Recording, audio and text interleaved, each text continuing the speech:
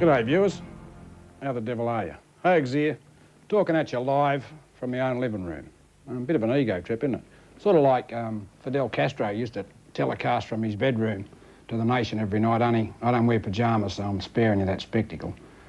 Listen, I don't know much what this program's about because I've got nothing to do with it. I only know about it what I've read in the paper, so I guess that makes me a typical viewer. I do know that we're coming in live from 70 stations just like this one throughout the nation. And that some of the segments will be hosted by famous people like adventurer Dick Smith, who will no doubt be shouting at us out of his helicopter. I met Dick once and he can't talk. He spends so much time in that chopper that he has to shout all the time. Must drive his missus mad. We've got a segment coming from underwater with Ron and Val Taylor. Of course it's underwater. Matter of fact, if you ever see Ron and Val on dry land, you should throw a bucket of water over them because you probably save their lives. Molly Meldon, I think, is doing a segment, and Molly won't be talking underwater, but you'll probably think he is when you hear it, because that's how he talks all the time. Part of the program that I'm looking forward to, though, is it says in the paper that all the hosts from these segments will be famous. A lot of them will be not so famous. How do they put it? Battlers, loners, and losers. I want to know how you're going to introduce someone onto the program as a loser. We're cutting our live to Port Kembla, where we'll meet Joe Smo, a real loser. Bit tacky, isn't it? On the other hand, it could make a good program. It's sort of lifestyles of the poor and nameless. If you want to make it really tacky, you could get that, what's his name, Robin Leach to host it. Geez, he's a dag, isn't he? He's not on the program, is he? Oh, good, can't stand him. I think it's a smart move to put this program on now, right in the very first day of the year, because one, there's rubbish on the other channels. There's nothing to watch at this time of the year. Television's really the pits in the school holidays. And two, because being the bicentenary year, I think in the next few months, we're going to get so sick of the bicentenary, it'll be like the America's Cup. We'll be glad we lost it. I think we'll be thinking of giving this land back to the Abos, because everyone that's got a bad product to flog is going to be sort of pushing the bicentenary down our necks. So I just want to say to our hosts for this evening, Clive, Yana and Ray, good luck. You've got to keep us riveted to the television for the next 4 hours. Glad it's you and not me. Check with me later. I'll tell you how you're going.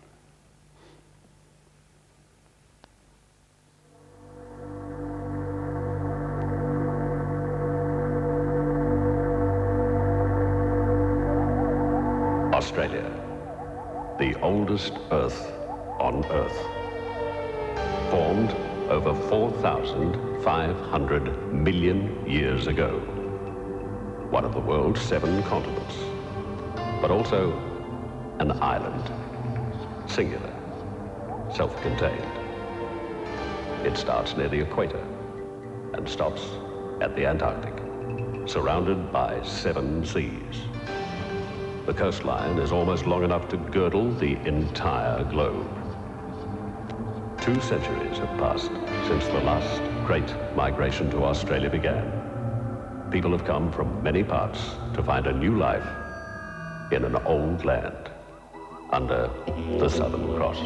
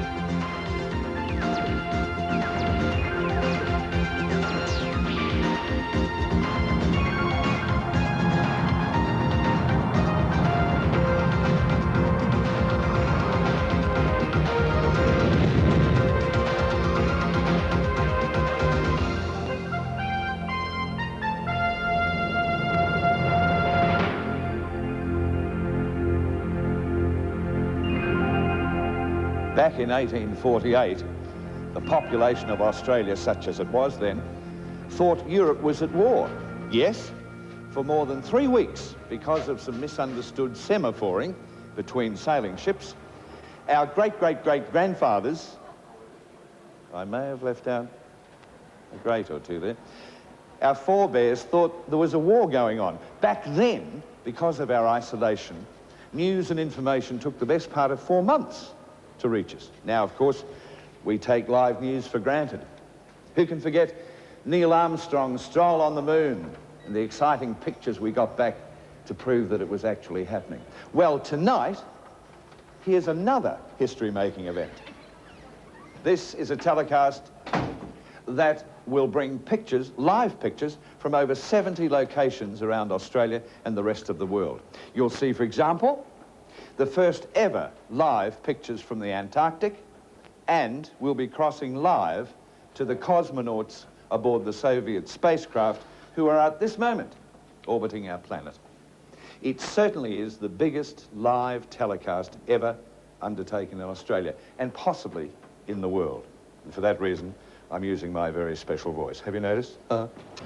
From 36,000 kilometres out in space, 3 satellites will bring the pictures here to this 21st century AUSAT communication centre at Belrose in Sydney, and then transmit them to, very likely, the largest Australian audience ever, and to audiences around the world via OTC.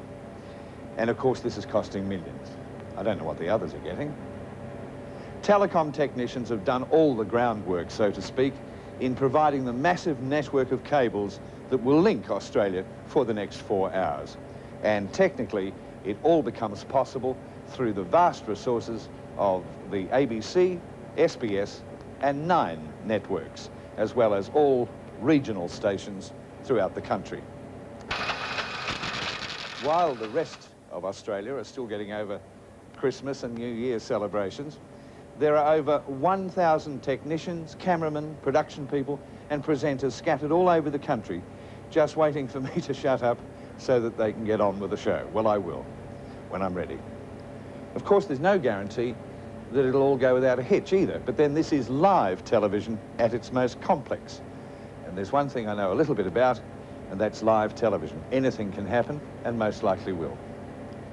Tonight's telecast represents a great achievement in television technology, which tonight will link an entire nation. And I, for one, wish all the crews and presenters, indeed everyone, all the best. Right, is everybody ready? Okay, let's get on with it. In fact, let's get right to the heart of it, to the 3 people whose job it is to be your hosts and guides on this unique electronic carpet ride.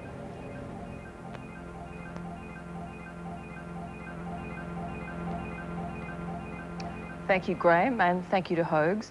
Here in the studio at the beginning of Australia's bicentennial year, the main job of the 3 of us will be to tell you what's going to happen next out of the studio in a show that's prepared to go to any lengths to unite our nation and Australians around the world, because tonight we're being seen throughout Britain and Europe, the United States and Canada, all through Asia and the Pacific, in China and in Japan.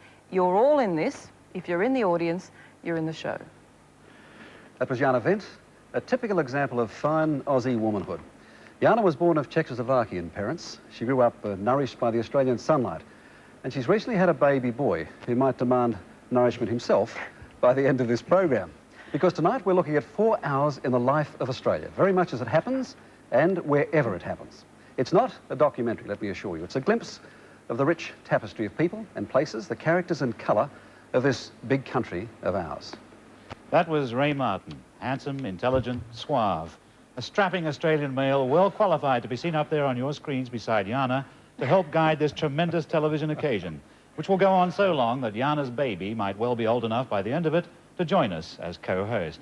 Because we're all in this together. The old, the young, the bold, the bald, the good, the bad, and the ugly. The Australians, together for the first time through the magic of high technology. What can go wrong? That was Clive James, and if anything does go wrong, Ray, Clive and Jana will be told to fill in by me. I'm John Blackman. I'm up here in the central control, the nerve centre of this colossal electronic enterprise. And up here I can see everything that's supposed to happen and everything that's supposed not to happen. And the first thing that happens is we go live to Canberra. This is Canberra, the nation's capital. What you see there now is a live postcard picture of the political heart of Australia. There, behind Lake Burley Griffin, the two Parliament houses, the political logos of our nation. Less than a stone's throw from the Parliament buildings on Adelaide Avenue, the Lodge, the official residence of the Prime Minister, Mr. Hawke, his fringe benefit, you might say. Hello, I'm Richard Carlton, and here at the Lodge tonight, Mr. and Mrs. Hawke are hosting their own bicentennial celebration. Now, this is not a lavish or extravagant affair, but 200 Australians are making merry on Perrier water plus other things. The guests include the Governor-General, Sir Ninian Stephen, most of the Premiers, Mr. Jim Kirk, the Chairman of the Bicentennial Authority, and others, leaders from the public service, the Aboriginal community, the ACTU, and from the worlds of business, the arts, the services, sportsmen and women, and some young Australian achievers. Even the media is represented here tonight. There's one invited working journalist, not myself I should add, and one of the new media barons too. The guest list, it's a cross-section of those who have made a special contribution to making our nation what it is today. Prime Minister Hawke, welcome to the telecast, sir. 200 years on, we have something to celebrate? Yes, indeed we do. The first thing we have to say is that it recognises, Richard, a very significant human achievement. This nation that we call Australia today could hardly have started under more difficult or more doubtful circumstances, and yet 200 years later, as a result of our forebears and what we've done ourselves, we now have a strong, proud, free, independent nation. But it's a very special sort of nation because for our size of 16 million people, I think we're one of the most diverse nations on earth. We draw our population from some 137 different homelands. But underneath that diversity, there is a deep underlying unity. And that unity is something that gives us cause to celebrate. But I think it's also much more than that. This is a time when we should make a new commitment, a commitment to the future. And I believe if the people of Australia learn from the past, learn from the mistakes, the wrongs, as well as the great achievements, then we can all make our contribution to making Australia a better place. And that really is the best way of celebrating the nation. Mr. Hawke, thank you very much. Thank you very much, Richard. Prime Minister, thank you. We know you'll stay with us because tonight's telecast is just the start of a remarkable 12 months of bicentennial activities. Already today, the multi-million-dollar BHP travelling bicentennial exhibition was launched. The Prime Minister got the show on the road in Albury, and by the end of the year, a fleet of prime movers and pantechnicons will have moved from one end of the country to the other. Every town in Australia will have its own activities, but the biggest will be on the banks of the Brisbane River, where World Expo 88 opens with a star-spangled concert on the 30th of April. It all happens at a World's Fair, and more than 7 million people are expected to enjoy the hospitality of 30 participating nations. International visitors are already arriving to join in the celebration of a nation. And Ray, you've got a special group you want to say hello to? Yes, we have. In fact, let's say hello to 15,000 international scouts who are holding a jamboree at Wollongong, just outside of Wollongong. Last night, Australia's master showman Rolf Harris entertained them.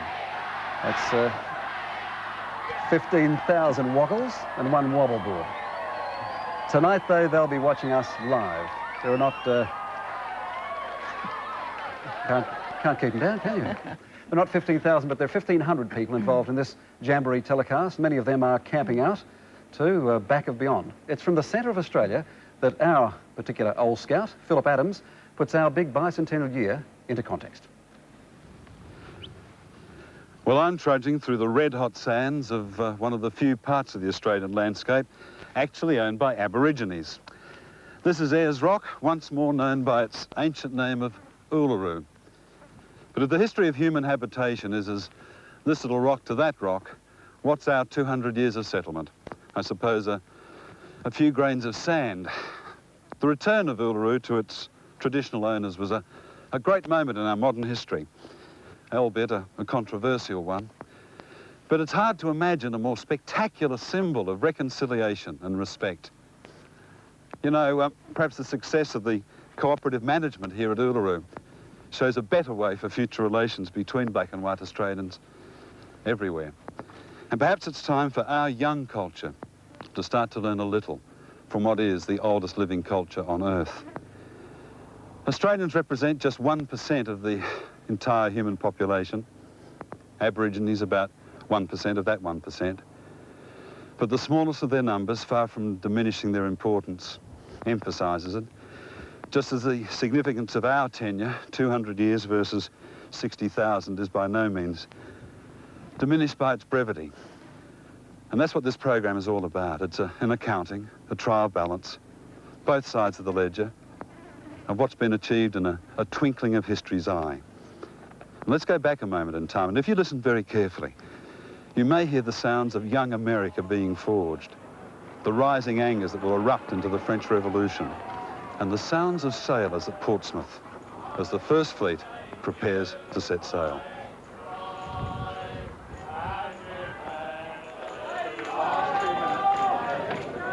Turn back the whirligigs of time a mere 200 years to the England that expelled our founding fathers and mothers. Most of them, let's face it, were out of some 18th century series of minders, petty thieves and pickpockets and highway persons, and that special bane of the English upper classes, the disloyal domestic servant. They were brought to this bustling seaport, chained together in open carts through the spring rains, and then locked in darkness for months below decks. Our forebears were the human debris of a society devoid of pity. Wealth and power were inherited. Millions were born into poverty. If you stole more than a shilling to make ends meet, you were sentenced to death or to transportation beyond the seas. When America rebelled, a new dumping ground was needed. And so our convict convoy assembled here at Portsmouth. They took all the brutal baggage of British colonization, the lash and the law book, the Bible and the brandy bottle. There was a gentler side. The surgeon took his piano to play the music of Mozart.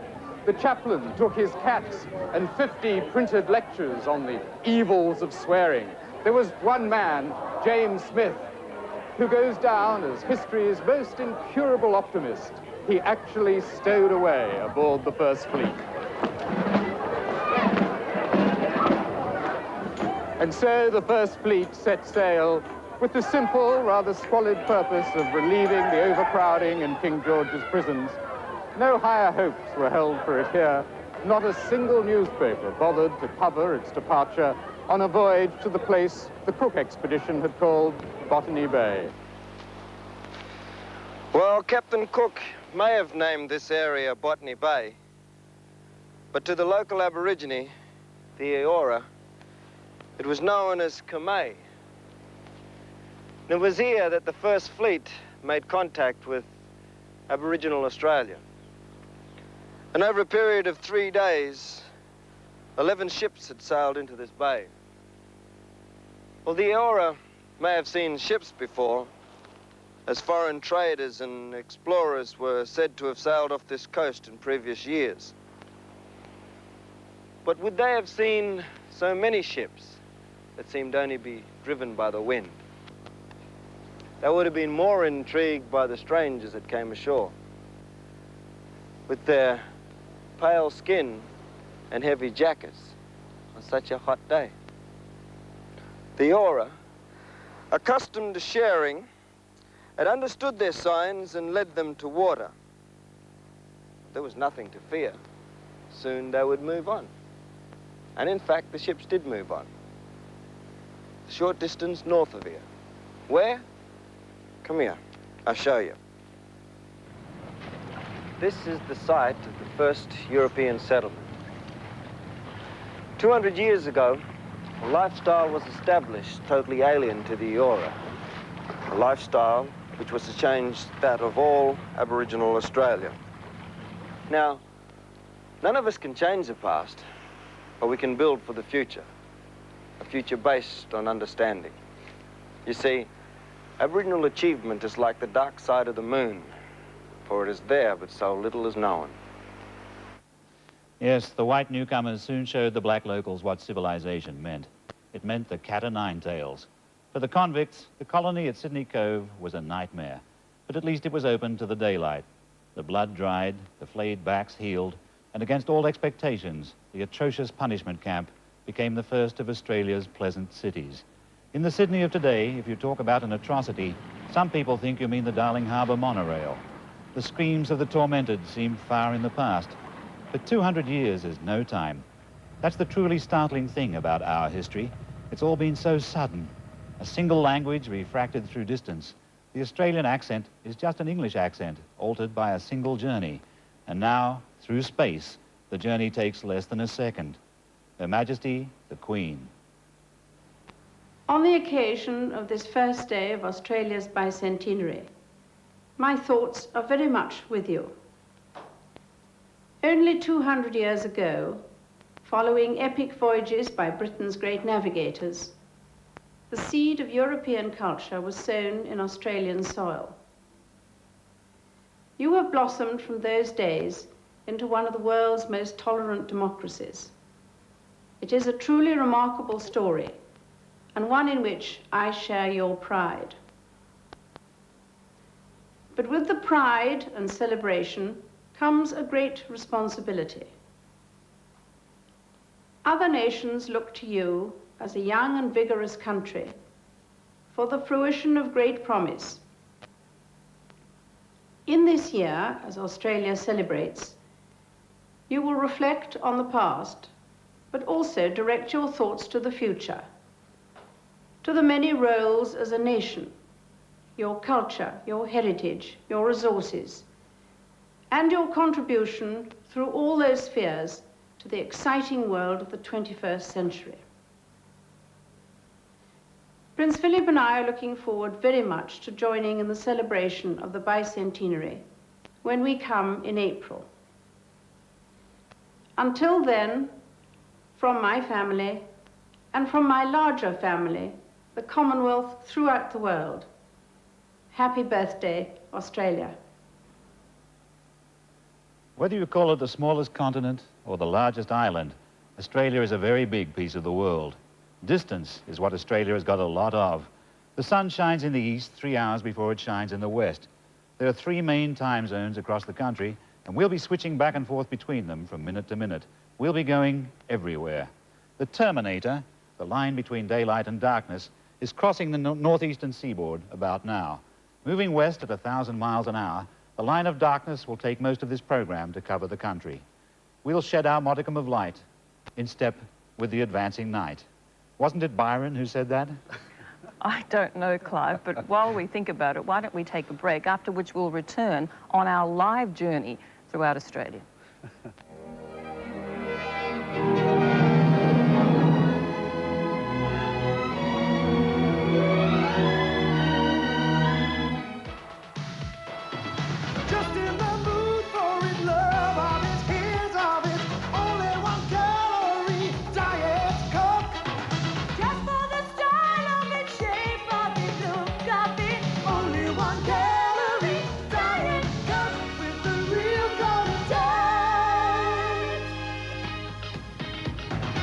Diet Coke with NutraSweet.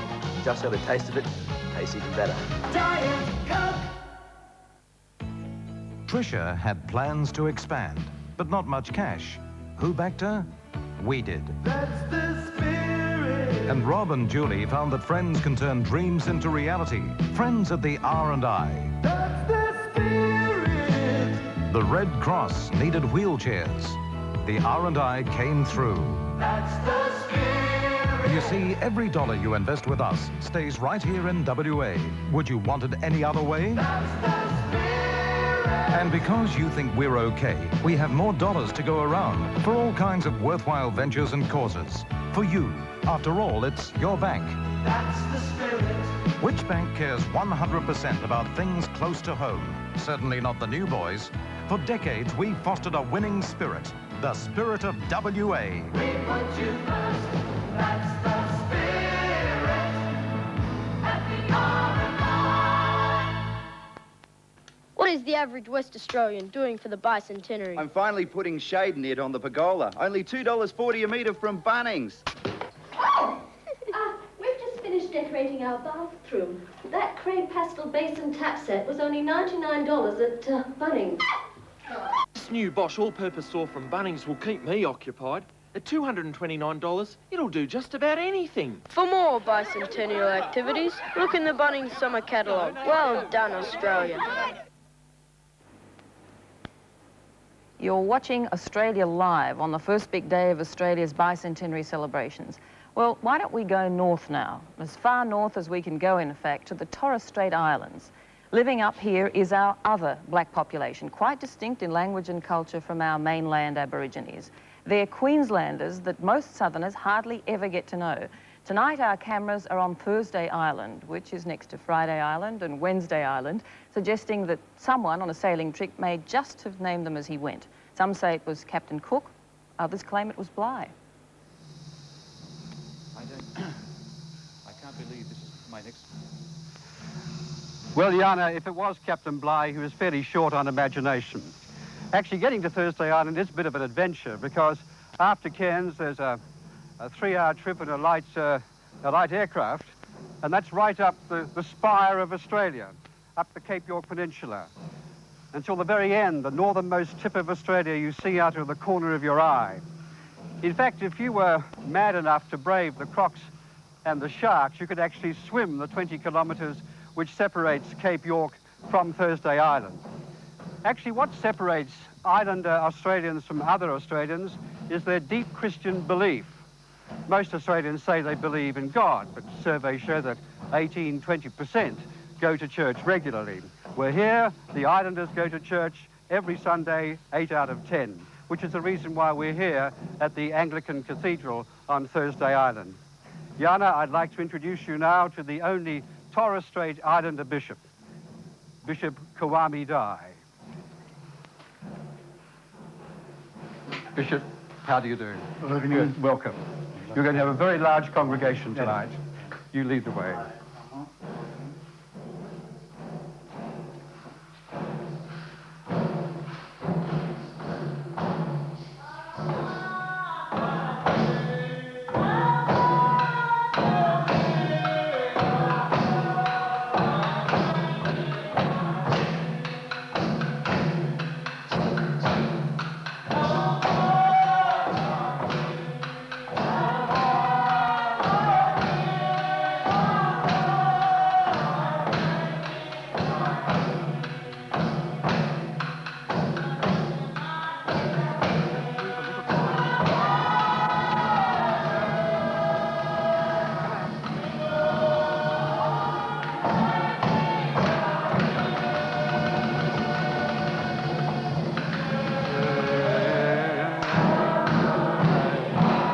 Well, there's a very brief experience of islander worship. When the missionaries came to this place, the islanders called it the coming of the light. Well, on another Australian island, a whole universe away from here, there are another keepers of the light, and they're preparing to illuminate one of the last unmanned lighthouses in Australia. Is it on? It's on. 1 million candle power? It's shining 26 miles out to sea. Matsyker Island is alight. Who would have thought that on New Year's Day, I'd be on a rock at the bottom of Australia? Well, here I am on Matsyker Island. It's the southernmost point of Australia. It's bleak, it's desolate. We're being battered constantly by the roaring 40s, although apparently tonight, the breeze is fairly kind to us. What sort of a breeze is it? Mary, it's just our 30-knot afternoon sea breeze. Yeah, this is normal. Pretty well. Yeah. And you came out here, Julie and Graham, to get a little bit of peace and quiet. How did you handle the crowds? No, it's just unbelievable these couple of days. Last night's barbecue, 15 of us and a dog kept 1.5 million mutton birds in live entertainment. We went to the, if you can hear me, Ray, we went to the other end of this island for a barbecue and a bit of a New Year's Eve bash, and we were trying to avoid you and the technicians who kept ringing us all afternoon. Anyway, Julie, while Graham's giving all the weather reports every 3 hours, day and night, you do everything else. Yes, teach 3 children, doctor sometimes, especially when they jump through the greenhouse roof and stab themselves in the leg, like Emma did. Emma, did you do that? Yes. I don't know, Jana, whether you or I would be able to cope with our young sons down here in the bottom of Australia and managing all alone, virtually, as you have to do, don't you? That's right. Not a hope, Mary, not a hope. I agree. Mary, No, not... It's Razor. There's You seem to have... It all seems too easy, Mary. I mean, how did you get out there? Well, I didn't actually have to parachute in the end. We came in by chopper, but I don't think we'll ever get off this place, you know? Could be worse. No, there's no snakes here. That's one consolation, but not for me. I like the wide open spaces. Mary, that's where I where can ride my horse. Mary, that's where we'll have to leave it because they're waiting for us in the high country. Okay.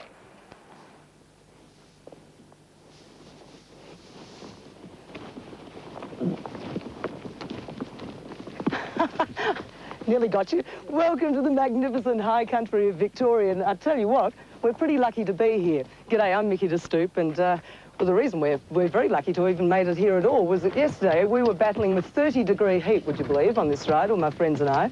And we were worried about sunburn yesterday. We had a wonderful night last night celebrating New Year's Eve. I can assure you that 1 or 2 tinnies were cracked.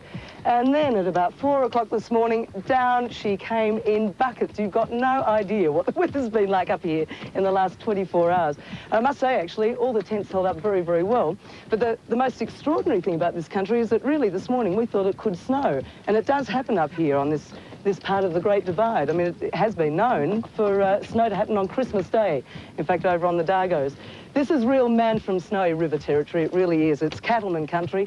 And of course, when you think about the majesty and the romance of the man from Snowy River, you think of those guys who for generations now have been driving their cattle up here onto the high plains, only to, in summer of course, and only to bring them down before the winter chill sets in. And believe me, after today, I can imagine what that winter chill's like. Nicky, we're seeing some of the faces, of course, faces you mentioned, Man from Snowy. There are men there who appeared in the film. Oh, well, they're all attractive faces, Ray. I'm not quite sure whether you said they were unattractive or not, but they're a pretty good-looking lot, aren't they? I wouldn't say anything else but that. But there were some of the characters in The Man from Snowy, weren't they? I'm sorry, Dale? Some of those faces we're seeing there were in the film The Man from Snowy. Oh, well, it's quite an incredible place, but we thought this morning, Ray, that the only way we were going to get any of the equipment in here was to bring in a chopper. And of course, no chopper flyer in his right mind would have come in here this morning. It's just been amazing. But I mentioned Ray the cattleman, and the guy who's right next to me here now is Jack Lovick, and I reckon his name would be very familiar for a lot of Australians. His family have been running cattle up here on the high plains for, since 1873. Are you going to give it all up after today, Jack, and quit the country and head for the big smoke? No, no, never, Mickey. A mountain man must never leave the high country. If I left here, I'd stagnate and die. I don't think that'd happen to you. You haven't been up here for 100 years, by the way, have you? Not myself, no, but the family, Mickey. It's a lot of fun here. I think from the top of Australia, from the roof of Australia, Ray. The Yes, satellite's calling us away. I'm sorry, Mickey, because we're losing the light up there in Northern Territory. Thank you very much. In the Northern Territory, in the middle of Kakadu National Park, it's the last cruise of the day at Cooinda, where the tourists almost outnumber the wildlife, but not quite. The floodplains are on Aboriginal land, but generously the Gagaju, who looked after the land for 60,000 years before handing over the management to the park rangers in 1978, allow the rest of us to visit what must be one of the most beautiful places in the world, the Yellow River. I've never seen anything quite like it, but Ranger Wendy Murray is there all the time. Wendy, do you ever get tired of that place up there? No, never, Clive. I was brought up here, so I love this country. What do all those tourists think of the wildlife? I can see them sitting there behind you. Yeah, I think a lot of people miss out on things, except if you find a nice waterhole and you sit there quietly at sunrise or sunset, or go for a spotlight at night, you're bound to be really satisfied. Yeah. And what do the wildlife think of the tourists? I think the wildlife keep fairly clear of the tourists. Yeah? What about the crocodiles?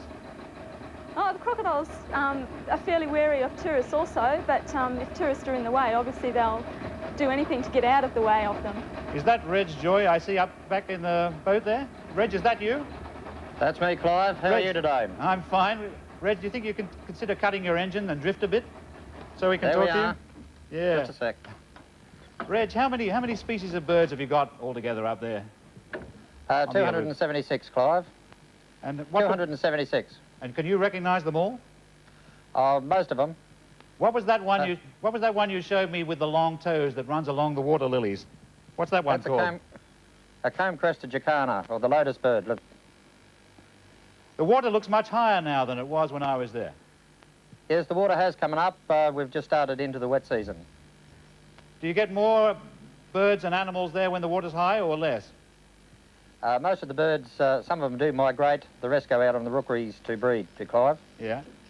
Have you seen any crocodiles lately? We've seen a couple of big ones yesterday, about 14 feet. Were the tourists impressed by those? I think so.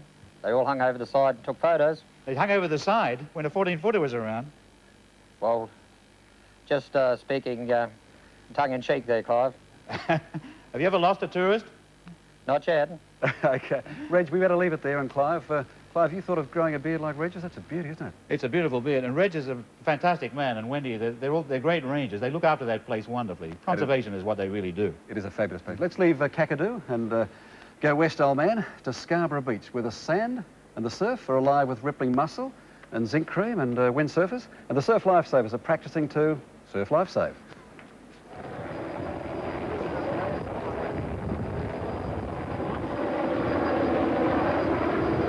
Yes, Ray, we've got the sail of 2 centuries here, if you like, on Australia's wonder yacht, Australia 2. What we do have, in fact, is real-life drama. Not 2 minutes ago, the boom, which you can see here, just snapped, and it says something to the credit of the Glory boys here who won that cup for us in 1983, that they were able to erect this very much jury-rigged situation. Here's Warren Jones, who headed up the syndicate at that time. Chink Longley over there with a very sore arm. He was in a bad spot. And this man, Skip Lisserman, who was married on the boat, that's how much he loves it, about 2 hours ago. He loves the boat, he loves his wife too, of course, but she's off home in the rubber ducky, and I guess he'll be joining her later. Meanwhile, just look at this view back here. Miles and miles of beautiful West Australian golden beaches. The first time I saw it, I was a kid of 7 on a ship called the Asturias out there in Gage Roads. The old man promised us that for 10 quid we'd be coming to a country that was full of opportunity, full of sunshine, and full of beaches. He promised that, and when we got here and saw it, I guess it was the promised land. We are, of course, an island country, and that's why I guess we're pretty good at surfing and swimming and sailing. And if you look in there, you'll see some of our national elite, the bronze lifesavers. There's 65,000 of them in our country, which probably represents the world's greatest community affairs project. They protect us, and they need to protect us because, well, about 82% of us live within 20 kilometres of the coast somewhere in Australia. And if we can't get close enough during the year, then at this time, at holiday time, we go to somewhere like we're about to go now with Denise Drysdale, I believe. See what? We're on. We're on. Hi, gang. Just in case you didn't know, Rosebud's very famous for its fishing, and we're on the foreshore, the Rosebud foreshore. It's 6 kilometres long, and on here there's 1,000 caravans and tents. And we're with Val and Arthur Purcell, who actually have been coming down here for 50 years. They planted that tree. Hasn't gone too well, Arthur, but you're looking fabulous. Thanks, love. How are you? Pretty good, thanks. Good to see you. Thanks, Listen, yeah? You've been coming down here for 50 years. I know the worst Christmas was when all the trees fell down on your head, yeah? What was the best one? I think the best season I ever had down here was when the day all the big snapper come in. How many did you get? Well, I finished up with nearly 700 fish that season. 700? Yeah, I know that you went out and bought how many freezers? I had to buy a couple of freezers. That was the worst part about it. Now, listen, Val, you've been coming down 50 years. What was it like when you first came down? Oh, when we first came down, we just had those little century box dunnies. Dunnies? Dunnies and bore water. And I remember when I came... That's right. Yeah. When I came down, which is about 30 years ago, I had to go and get the ice. Oh, yes, the iceman called eventually. Ice for money in them days. Why do you come down? Why have you been coming back year after year? Oh, it's because the people are so friendly. I know, and I've got some over here. Look, this is Coronation Street over here. Yeah. Now's your chance! Happy New Year! Now, look, if you could just come back, Val's made a bicentennial cake. Cake going. And we're going to have a bit of that. Get the stubbies out, gang. There's 3 generations here at the moment. We'd like to wish everybody a really happy New Year. Say Happy New Year! Happy New Year, everyone! Denise. And if you want the recipe for that cake, you've got to write to the Rosebud Foreshore, care of Val. Denise, See you later. Bye-bye. Get the cake, get the knife. Where's the knife? Quick, Denise can't hear me. I wondered who the dickens cleaned all those 700 fish. I want to know how he got 700 fish into 2 freezers. Clive, what was your local beach? I guess the the shark enclosure at Sans Souci or swimming amongst the oyster leases out on Georges River? Sans Souci, Dolls Point and Ramsgate during the week, but at the weekend I went to Bondi because that was the place to flex the muscles, you know. I had a very beautiful body in those days, Jana. Really? What went wrong? It was gravity. It was pure gravity. One man who's still in search of the perfect body, Clive, the perfect body or two, is New Zealand's Prime Minister, David Lange. Ena mana, ena reo, ena waka, nau mai, haere mai, kia te aroa. G'day, greetings from New Zealand. As you start your bicentennial year, 200 years of achievement, centuries of tradition before that. We've shared in a lot of that, and today we respond with Australia on a whole host of issues, reacting daily in business, cultural, social, and political affairs.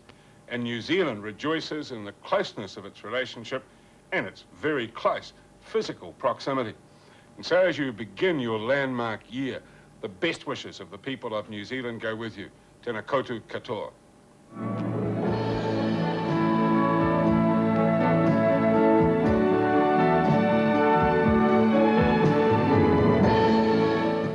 All you need is an R&I Easy Bank card to withdraw or deposit money here, here, or here. To buy things here. And the R&I also gives you a free personal check account, as many checks as you need. To get a high-interest savings account, too, and to transfer money between your accounts. It's all you need. That's the spirit at the R&I.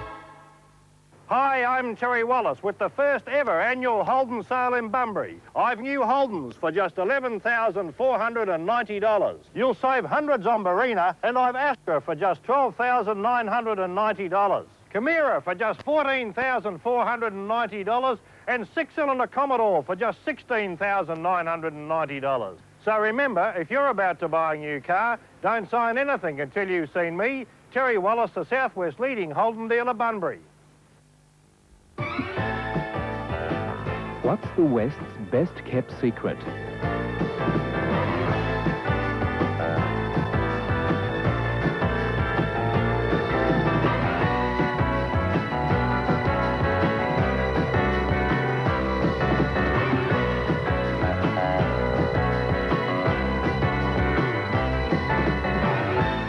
Dongara and Port Denison, the West's best-kept secret. I'd rather have a day on the Swan, and I'd rather have Big Rooster. I'd rather be a West Australian son, and I'd rather have Big Rooster. Yes, it's our big chicken for our big state. Barbecue to pride, it sure tastes great. If living in the West makes you feel proud, mate, say I'd rather have Big Rooster. Yes, it's our big chicken for our big state. I'd rather have Big Rooster. Welcome back to Australia Live, and I repeat, it is live. It's wonderful to see those crosses all around this country. Good weather in Scarborough, that's good to see. I happen to be a fourth-generation Australian, a bush kid. We lived everywhere from Gunnedah to Go Cup, from Tottenham to Tumut. There were more Urangabillies than years in my early life, country towns in 3 different states, and I absolutely loved it. But even in the suburbs, where most Aussies grow up, you really can't escape the bush. It's an ingrained part of us, like the red dust and the dazzling daylight, and the droughts that crackle across our landscape. Just out beyond our backyard is, of course, the Outback. Not many Australians live in the Outback, but most of Australia is Outback, the flattest, oldest, loneliest, and usually driest place on Earth. And a big thirst to match. In the front bar, in Marble Bar, it can be as hot as Hades. One year here, they had 161 days in a row at over 100 degrees Fahrenheit. Out here, old drovers and I guess young drivers like these blokes, gets what's called a 10-mile steer. That tyranny of distance that's haunted Australia. Well, it is a tyranny, of course, but it's also a freedom, wonderful open space, big sky country. Even if you're flat broke and you're out there, it's easy to feel that you own the lot. And in a sense, you really do, because it stretches before you as far as you can see. The bush, and the beaches, and the Outback. It's enough to make the hair stand up on the back of your neck. And for me, they certainly do. Just the place names are magic, Boggabilla, Unadatta, and Inaminka. Or should that be Tibooburra? So much for all the precision planning tonight.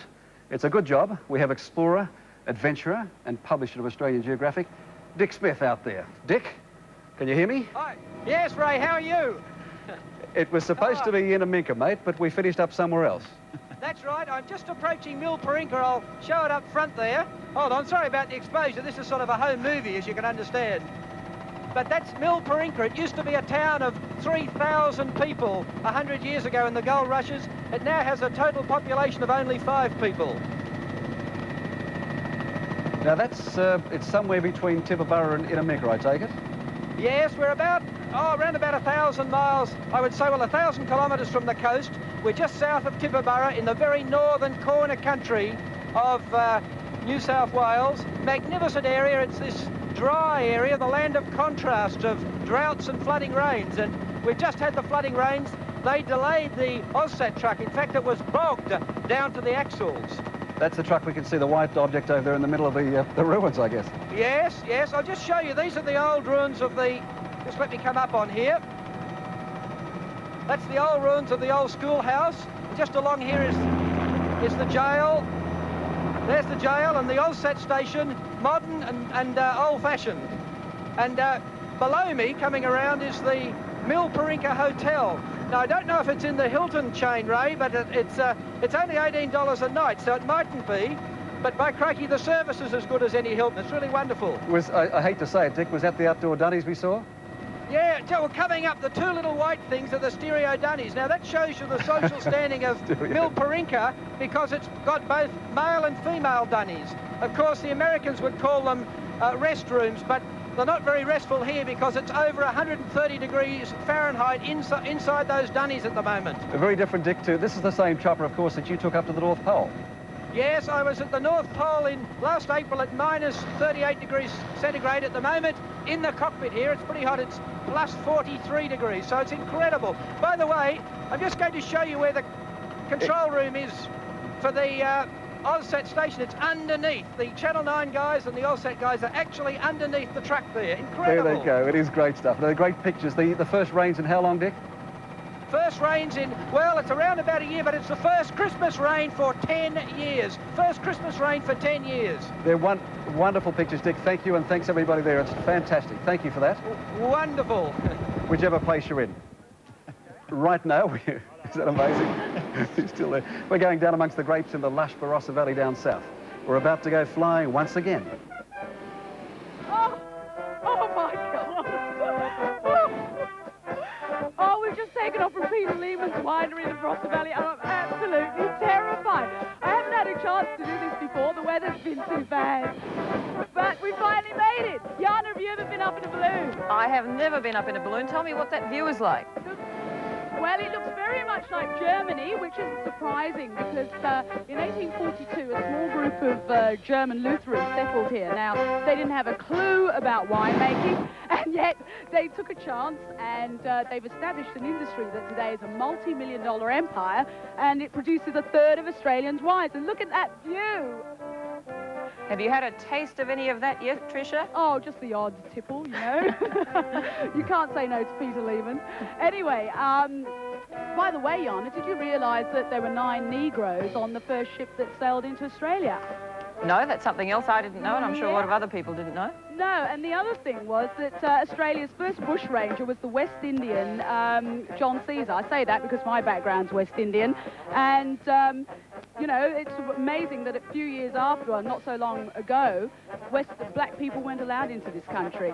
That looks like a very dangerous spot. We're just seeing you there, Tricia. Perilously perched. I am terrified. You lot sitting back there, you don't know how lucky you are. No, this is John Stein, our balloonist, and his background's European. It's Mr. Fairlish, huh?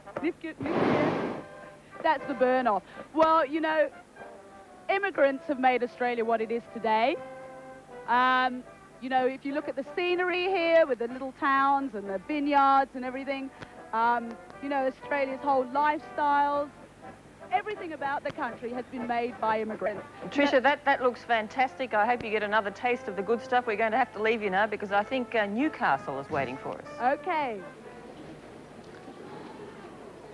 This is the Newcastle City Hall, the venue tonight for a quite emotional citizenship ceremony. involving 50 migrants from as many as 22 different countries, and all in the process of making a real commitment to their new home. Since Australian citizenship came into being in January of 1949, nearly 2 million people have become naturalised Australians. My parents were born overseas. They were born in Athens, Greece, in fact. And it was after the Greek Civil War in the late 1940s that my father, Andrew, decided to head out for a new land and a new life. And it was to Sydney, Australia, that he brought his fiancée. It took 10 years of living and learning to cope in a strange new land before my parents could summon the courage to seek citizenship. And it was a ceremony, much like this tonight, that my parents made their commitment to this land of Australia. And it was also a night like tonight that my father told the eldest of his 2 sons that to become an Australian citizen meant to become a better Greek or Armenian Australian. And in order to be a good, shall we say, member of either community, he had to strive to be a better Australian. Now let me say, if I may, in Armenian, Shat Darin Neru and Kesherpari, and in Greek, Eftiches to Neo Etos. So from one first-generation Australian Yana to another, a happy 200. Chronia Pola. Thank you, George. And to those of you who may understand out there in Newcastle, if you're Czech, Vítame vás, welcome.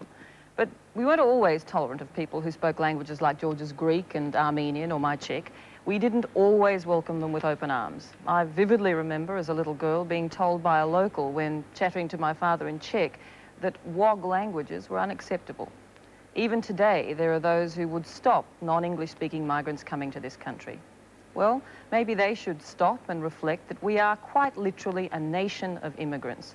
Today, Australia is a mixture of our first Aboriginal inhabitants as well as people from 163 different countries and cultures. They've made us what we are. So tonight's celebration of a nation is a celebration of 200 years of immigration. Now, of course, around Australia, celebrations have already started out in Hamilton Island. They probably haven't stopped from New Year's Eve parties last night to tonight's Bicentennial luau, which you can see right now as they jump up and down. Tough life in the tropics out there. Bikini straps can certainly mess up your golden suntan. It's all decisions, windsurfing or snorkeling or jumping up and down as they're doing now. Will it be a pina colada or a chocolate daiquiri with mango slivers? Tough decisions. The pioneer aviator Sir Reginald Ansett always knew that the world would one day wake up to the wonders of the Whitsunday Islands. Well, as you can see down there, they've woken up all right. I guess the only problem is trying to get them to go to sleep occasionally, Clive. Well, the island the tourist planes now land on used to be a hazard to navigation that the tall ships avoided.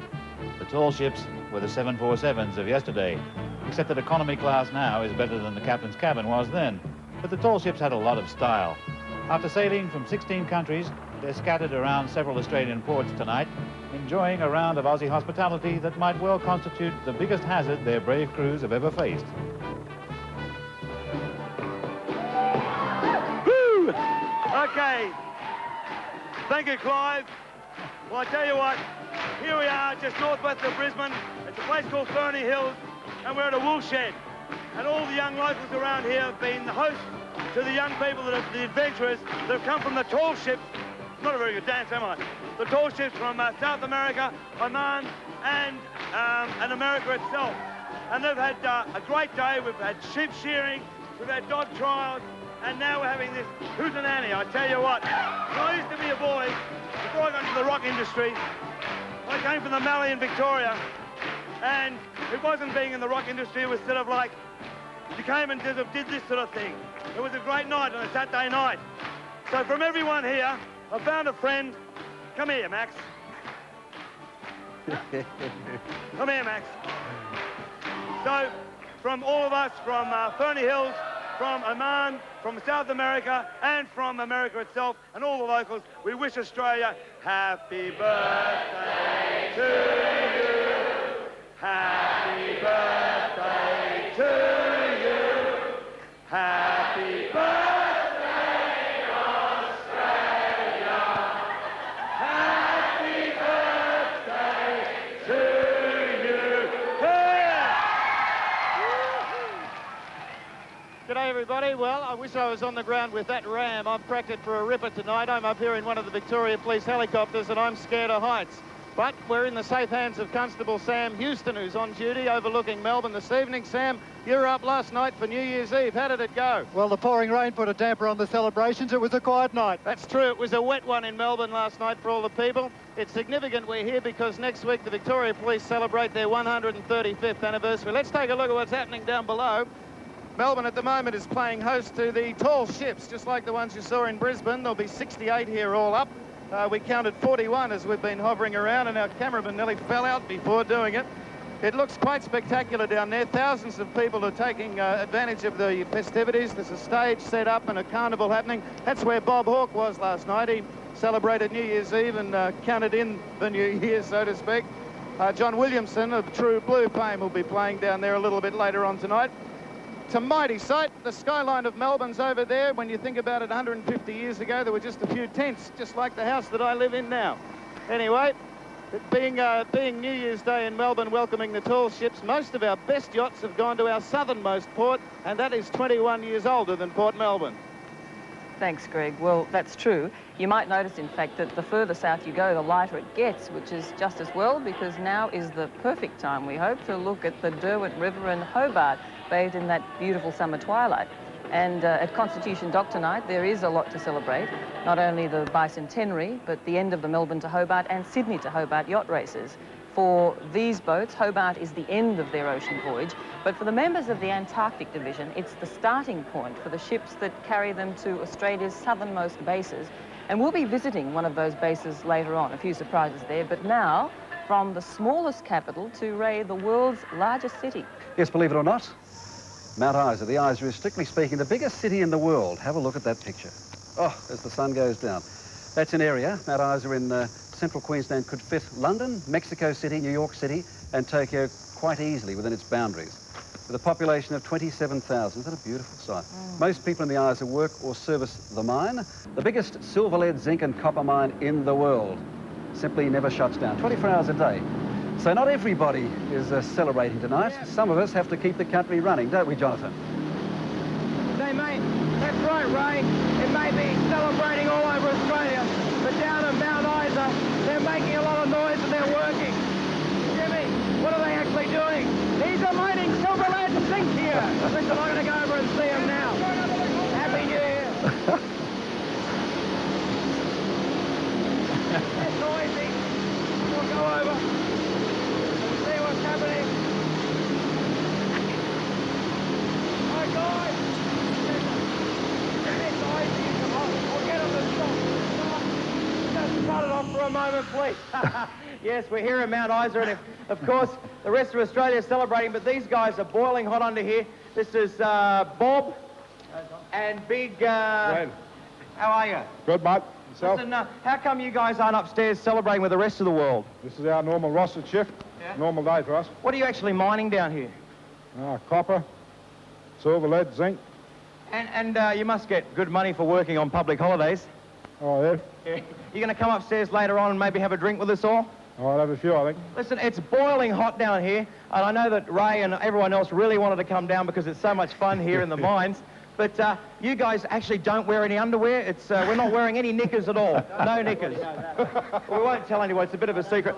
We thought we'd celebrate Australia. I know that Molly's already saying happy birthday, but we thought, because there's so many people down, how many people are working? Oh, a couple hundred, I suppose. A couple of hundred. So all the people down at Mount Isa, we thought we'd sing Happy Birthday, Australia. Ready, guys? Yeah? Oh, why not? Okay, here we go. After three. 1, 2, 3. You can sing along at home if you want. Happy birthday to you. Happy birthday to you. No undies. Happy birthday, Australia. Bang. Happy birthday to you. And another 2 or 3 or 400. See you later. It's hot down here. Thanks, Jonathan. Well, you can't do better than that for a happy birthday. You know, in some places out there in the middle, Clive, the only station they get is the ABC. So when you went on your little reconnaissance trip, were you mobbed? Well, I almost got mobbed in a place called Kingunya. The total population of Kingunya is 6 people. And 2 of them are at home, and I think they would have mobbed me if they had a television, but Mr. and Mrs. Smith never had a television in their house until we lent them one. Now, I don't think Mr. Smith would deny that Mrs. Smith is the mover and shaker of Kingunya.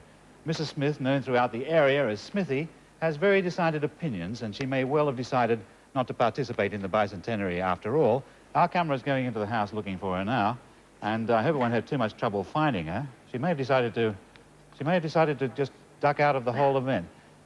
Whether Smithy decides to celebrate the bicentenary is crucial to Australia, because I think Australia will go the way Smithy goes. There she is now. There's Mr. and Mrs. Smith. Hiya, Smithy. How are you? Good, Clive. How are you? I'm fine. What do you think of the show so far, Smithy? You've been seeing it on that TV set? Lovely, yeah. Yeah? Real good. How are you? Oh, we're in great shape here. Did you just see the Mount Isa thing then? Yeah, it was lovely. Yeah. I was watching it, don't worry. Smithy, there must be more people in your house right now than there ever has been in the whole of Kingunya, in the whole of Kingunia's history. Not really, they're a little bit tiddly, so I had to go outside. I'm the only one sober here, Clive, and my husband. Have they been drinking all your tea and eating all your biscuits, Smithy? No. Not really. You understand? Yeah. Have you been into Tarcoola recently? No, not really. Yeah. What about that brother of yours? Has he killed a pig? My son, you should say. Yeah? It's my son, not my brother. Yeah, he kills the pigs? Your son? I haven't killed a pig yet, Clive, I'm sorry. I'm sorry about that, Smithy. I just made a terrible error. I've been labouring under the misapprehension for 3 months that it was your brother who killed the pig. No, but my son. Right. When he does, what are you going to do with it? Put it in the deep freeze and wait for you to come and have a feed off it. Mr. Smith, what's it like being married to the superstar of Kingunya, Mr. Smith? Alex, Clive talking to you. I think I got him at the wrong moment. Alec, I think I got you at the wrong moment there. What's it like being married to the superstar of Kingunya? What's it like to be married to film star Kingunya? Clive talking. Well, I don't know, Clive, but it's just one of them things it's something you just got to put up with, I suppose. Yeah. And live with it. Smithy, it's Ray Martin here. Does he always talk that much? Oh, he doesn't talk much at all, Clive. He always got a hearing aid, but he always turns it down when I'm talking. That was Ray, Smithy. This is Clive now. Smithy. He turns it down. Yeah. Smithy, are you proud to be an Australian? Do you consider yourself a true blue Australian? Yeah, I am. Really proud. Yeah. What do you think of the bicentenary? Beautiful. What do you think? Okay. Have you got your cracker ready? Because you've got to let off a cracker later. Have you got your cracker all ready? Yeah. Okay. Righto. You hang on to it, okay, Smithy, because we have to go now. They're calling us away. But we'll be back to you, okay? Yeah. Okay, see you later. But the fireworks at Kingunya will be only the beginning of South Australia's bicentennial calendar, which can only be described as a non-stop extravaganza of relevant and meaningful happenings. Okay, the State of the Arts will excel itself in '88. The Adelaide Festival will be more artistic than ever, and there'll be a visit from Pierre Boulez, that brilliant French conductor. South Australia's children will make the desert bloom by planting trees all over the state. Landscape art on a grand scale. In sport, well, there's Adelaide's bicentennial cricket test. Bicentennial Aussie rules football will bear its hairy armpits all winter.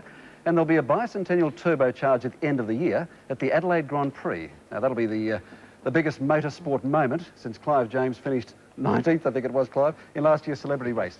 Oh, and coming up on Australia Day, the whole state will have breakfast together in local cornflake collectives. So obviously for those who live there and those who would like to, South Australia, like every other state, will be the great state in '88. We'll be hearing about the other states later, but for now it's hard to see how they can meet that challenge. Almost impossible. And now, on this first day of Australia's bicentenary, a message from the Prime Minister of Great Britain, Margaret Thatcher.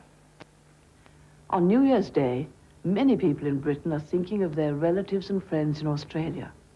The telephone lines between our two countries are busy with messages. Greeting 1988. My own message to you today is directed not only to those of you who have family links with Britain, but to all Australians who are preparing to celebrate the bicentenary year. Over the years, so many people from Britain have played a part in Australia's future.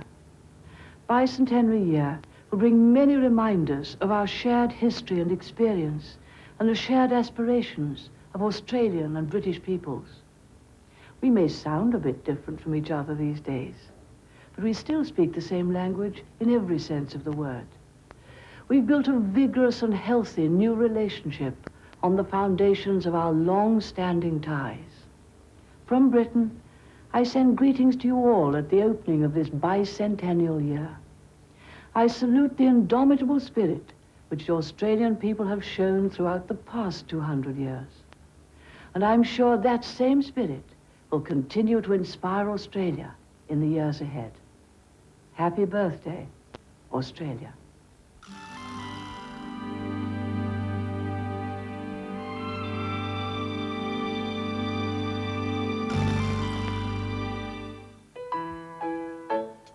Nana and Pop have drunk just lemonade for years, and only guessed as good enough for Kate it would appear. The man who runs the shop drinks guest, and B says it's the very best. Dad says you can keep the rest, and me, well, guest is what I request. So when you're talking lemonade and you ask what you think, We'll tell you guest is our favourite. it's our state drink. I know something you don't know. Oh, you always know something. All right, what is it? No, I don't think I'll tell you now. Oh, come on then, what is it? No. What was that? I know. Get ready, Bunbury City Bowl is nearing completion, with new carpets adding to the fresh new decor and Bunbury's newest indoor attraction, mini golf. Bunbury City Bowl now opening to the public on Sunday the 10th of January. Don't miss it. I'll fix you, wise guy.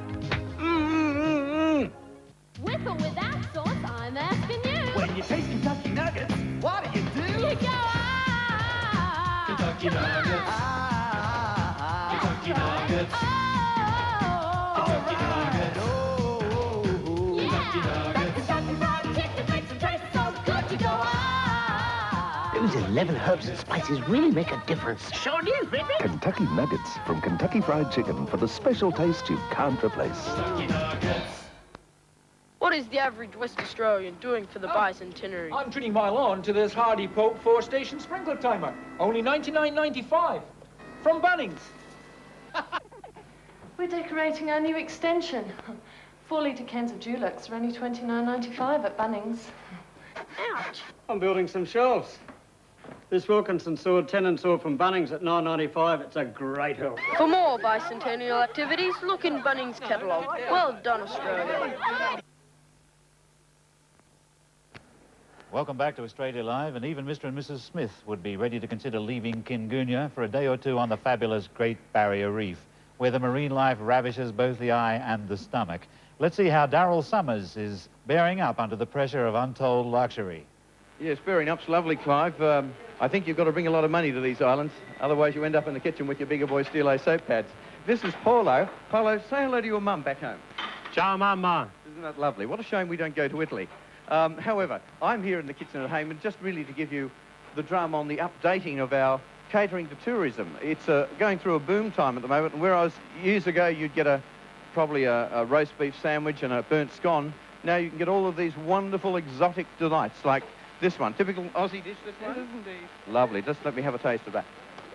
Oh, yes, yes. The fricassee of Wichita grub with the zinc cream sauce. Wonderful. Okay, and the girls down here doing some cooking for the Staff dining room. staff dining. They feed the staff. That's great. In fact, this kitchen is so big, it's the only kitchen that I've known of in the world that has to hire entertainment just for the chefs. Rather expensive throwaway, but worth it. Thank you very much. This is the kitchen, of course, and outside it looks like this. As you can see, it's rather lavish, rather luxurious, and for $650 a day, you can get a top suite. And in here in the kitchen, you can get all sorts of top suites prepared by this man right here, Andre Torres, and you're the executive chef, Andre. Yes, indeed, sir. How long have you been on the island now? Oh, 17 months today. Wonderful. How many chefs work in here? 150, no, I'm sorry, 44. Sorry. 44 chefs. Yes. For how many guests? 400 guests right now. Well, this is certainly Yes. a top resort, and what is nice about this resort is that you haven't lost touch with the little things, like if a tourist goes out and catches a big one, like a beautiful red emperor there. Red emperor, indeed. Yes. You'll cook it up for their dinner. Yeah, we do.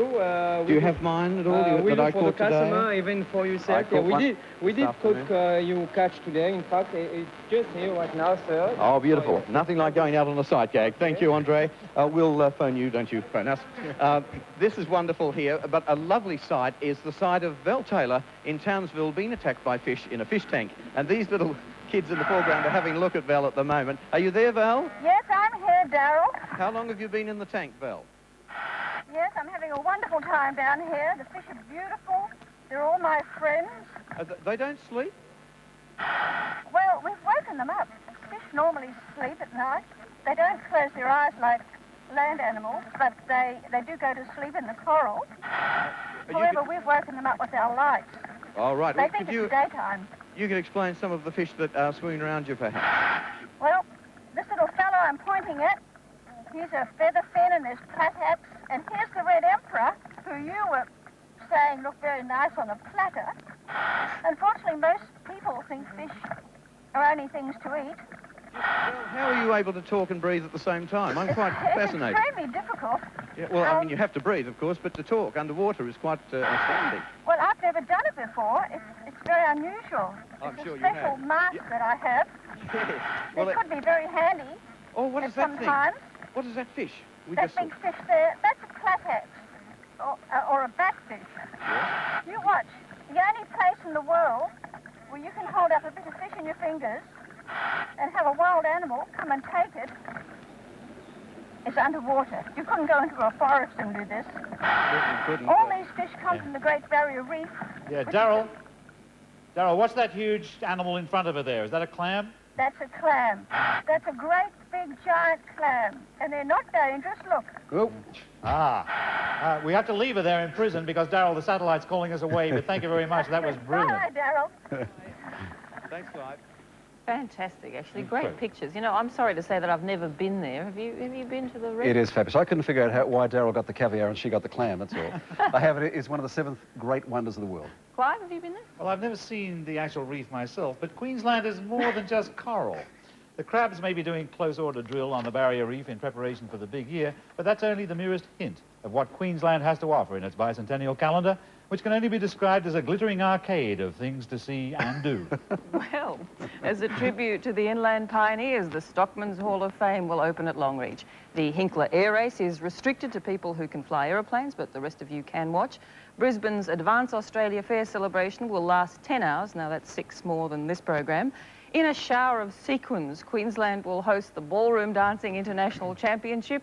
The International Festival of Youth Orchestras will bring in young musicians from all over the world. And, of course, Expo will set the state, the country, and I believe the world alight. So clearly, Yana, for those lucky enough to live there or even just visit Queensland, like all the other states, Queensland will be way out ahead for the next 364 days. Well, Ray, by now the shadow line is halfway across the country, which means that out there in the middle at Ayers Rock, the sun is about to set on Phillip Adams. Thanks, Clive. Well, we had a dirty, great big dust storm here this morning, or sandstorm, and we couldn't look at anything, so we did some mathematics, and we multiplied 600 million by 365, and give or take the odd leap year, we reckon that means that Ayers Rock, Uluru, is about to witness its 240 billionth sunset. Now, this is not a used bus lot on the Parramatta Road. This is, in fact, the designated sunset viewing area, where every night truckloads of buses and millions of people come flocking in to have a look at things. We've got tourists from Tokyo and Texas and Terrigal and Trieste, and it's a really big night because it's not just an ordinary 240 billionth sunset. It is, of course, the official bicentennial sunset. Oh, look, I'm going to have a bit of shampoo here. Hang on a sec. Oh, Dave, you little beaut. How are you going? Good on you, son. Champagne for you? Thanks, mate. Cheers. Happy bicentennial. Now, of course, every country on Earth's got its stony monuments. Egypt's got its, its pyramids and its Sphinx. England's got Stonehenge. Easter Island's got all those dirty, great big heads of Malcolm Fraser.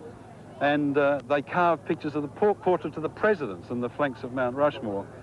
But we didn't need a sculptor here, because nature's done pretty well all on her own. So, look, here we have a sort of a multicultural firing squad here, and they're all ready, and they've all got their magazines are loaded, their shutters are cocked, their trigger fingers are itchy.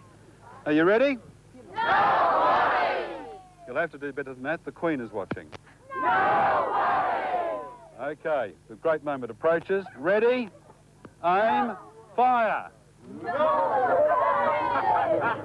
And as the sun sets in the west, we say farewell to Uluru and a traffic jam 2,000 kilometres from just about anywhere.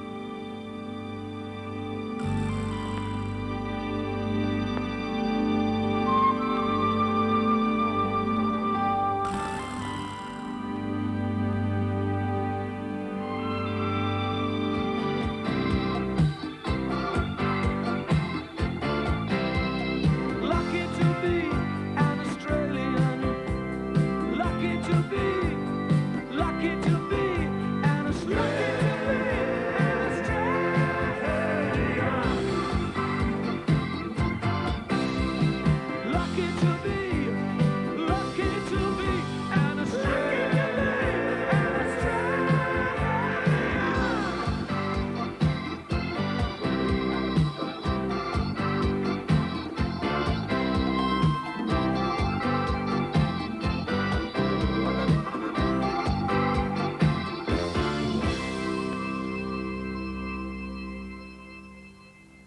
You're watching Australia Live, and on this, the first day of Australia's bicentenary, a message from the Greek Prime Minister, Andreas Papandreou. The Greek people, all of the Hellenic nation, participates in the bicentenary anniversary of Australia, a country of some 16 million people that have their origin from more than 120 countries. Australia is one of the richest and most diverse multicultural societies in the world, with a democratic system of government. The Greek people will never forget that during difficult times, your people were with us. And this happened both during the last major war, in the common fight against fascism, and more recently, when my country suffered under the dictatorship of the colonels. The ties of friendship and cooperation between our two countries are strengthened even more by the presence and active participation of a large Greek community, a community that is active in all aspects of the political, social, economic, and cultural life of Australia. Your country has a great future ahead. I am convinced that your contribution to world peace, to the endeavors of humanity, will continue to be a priority of your people.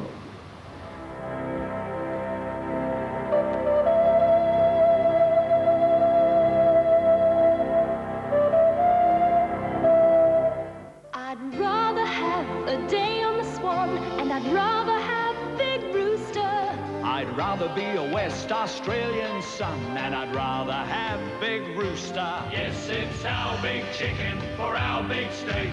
Barbecue to fried, it sure tastes great. If living in the West makes you feel proud, mate, say I'd rather have Big Rooster. Yes, it's our big chicken for our big state. I'd rather have Big Rooster. You can gag me with a pitchfork. What a night it's going to be at Bunbury City Speedway this Saturday. Picton Produce presents the Australian Rough Riders Association in a night of gut-wrenching, thigh-slapping, bone-crushing rodeo action. Plus, you can grab a little filly and go foot-tapping to the sounds of Hazard County. Don't that beat all? The rootin'est, tootin'est rodeo ever, with more thrills and spills than you'd see in a month of Sundays. This Saturday from 2:30, Bunbury City Speedway. Y'all be there.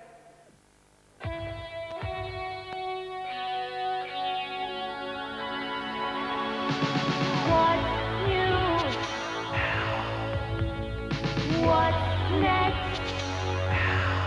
Summer is here, and here is now. Introducing the latest fashions from Jag, Image, Motto, and Durango at Now Boutique. What's next? Yes, it's now. The future in office machines is here at West Country Office Machines, and Canon leads the technological field. With copiers, calculators, fax machines and typewriters. At West Country Office Machines, you can rely on quality because you know you can rely on Canon. Our technicians only service Canon equipment, meaning the quality of our service and supplies backup is guaranteed, because Canon is the name in office equipment, and West Country Office Machines is the established Canon supplier for the Southwest.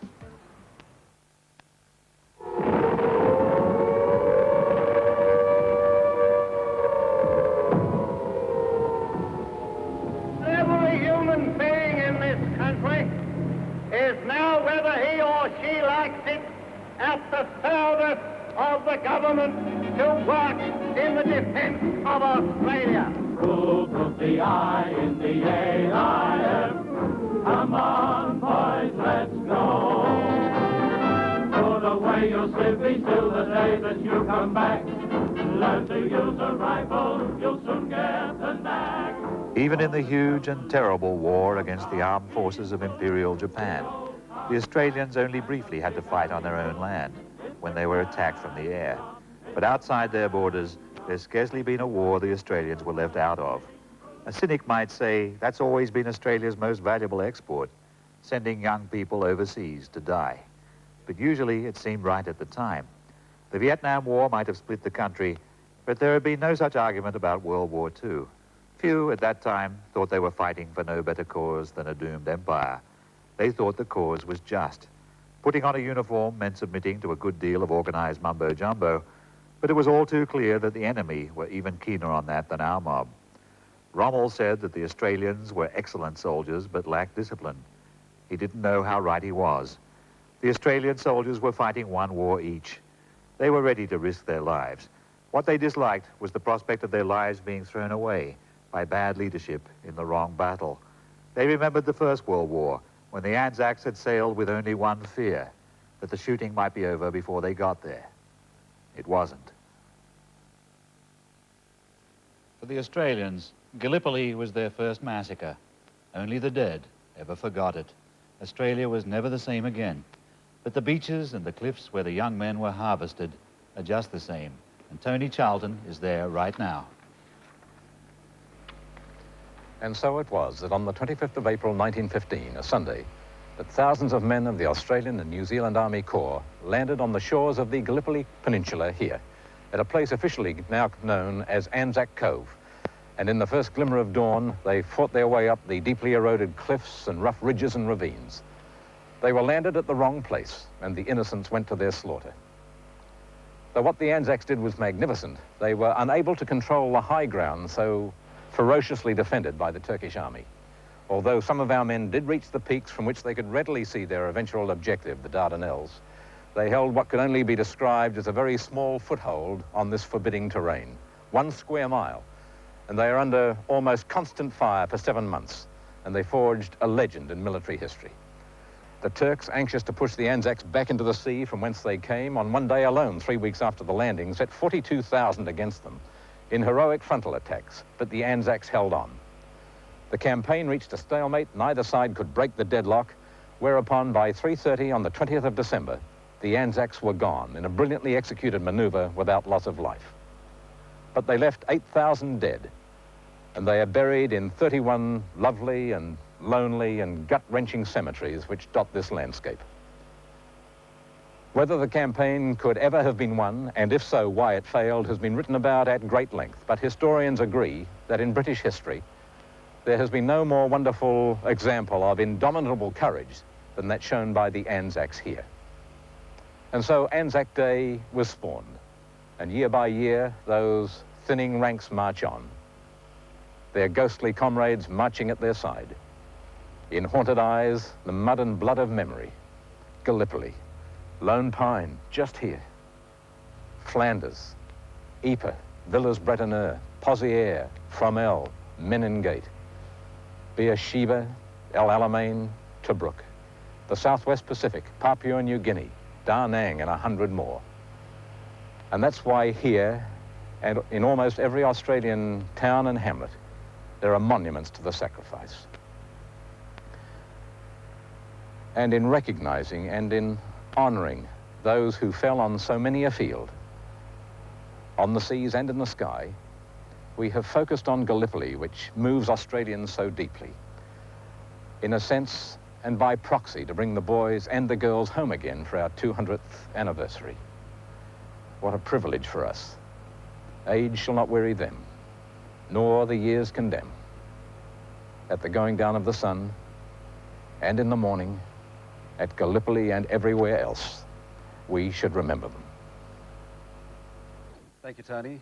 Tony Charlton, very much indeed. Obviously a very moving experience. As Tony said, the National War Memorial remembers 122,224 Australians, not just Gallipoli, but Australians who've died in all the wars. Of course, on the home front, for 200 years, it's been a never-ending war with the elements. Australia can be a harsh and a cruel land that dares you to take it for granted, at your own peril. Henry Lawson called it the worst dried-up and God-forsaken country I was ever in. Banjo Patterson would probably have added, but I love it. Wire fences may slow down the rabbits and the wild dogs, but they can't keep out the grasshopper plagues, the floods, or the droughts.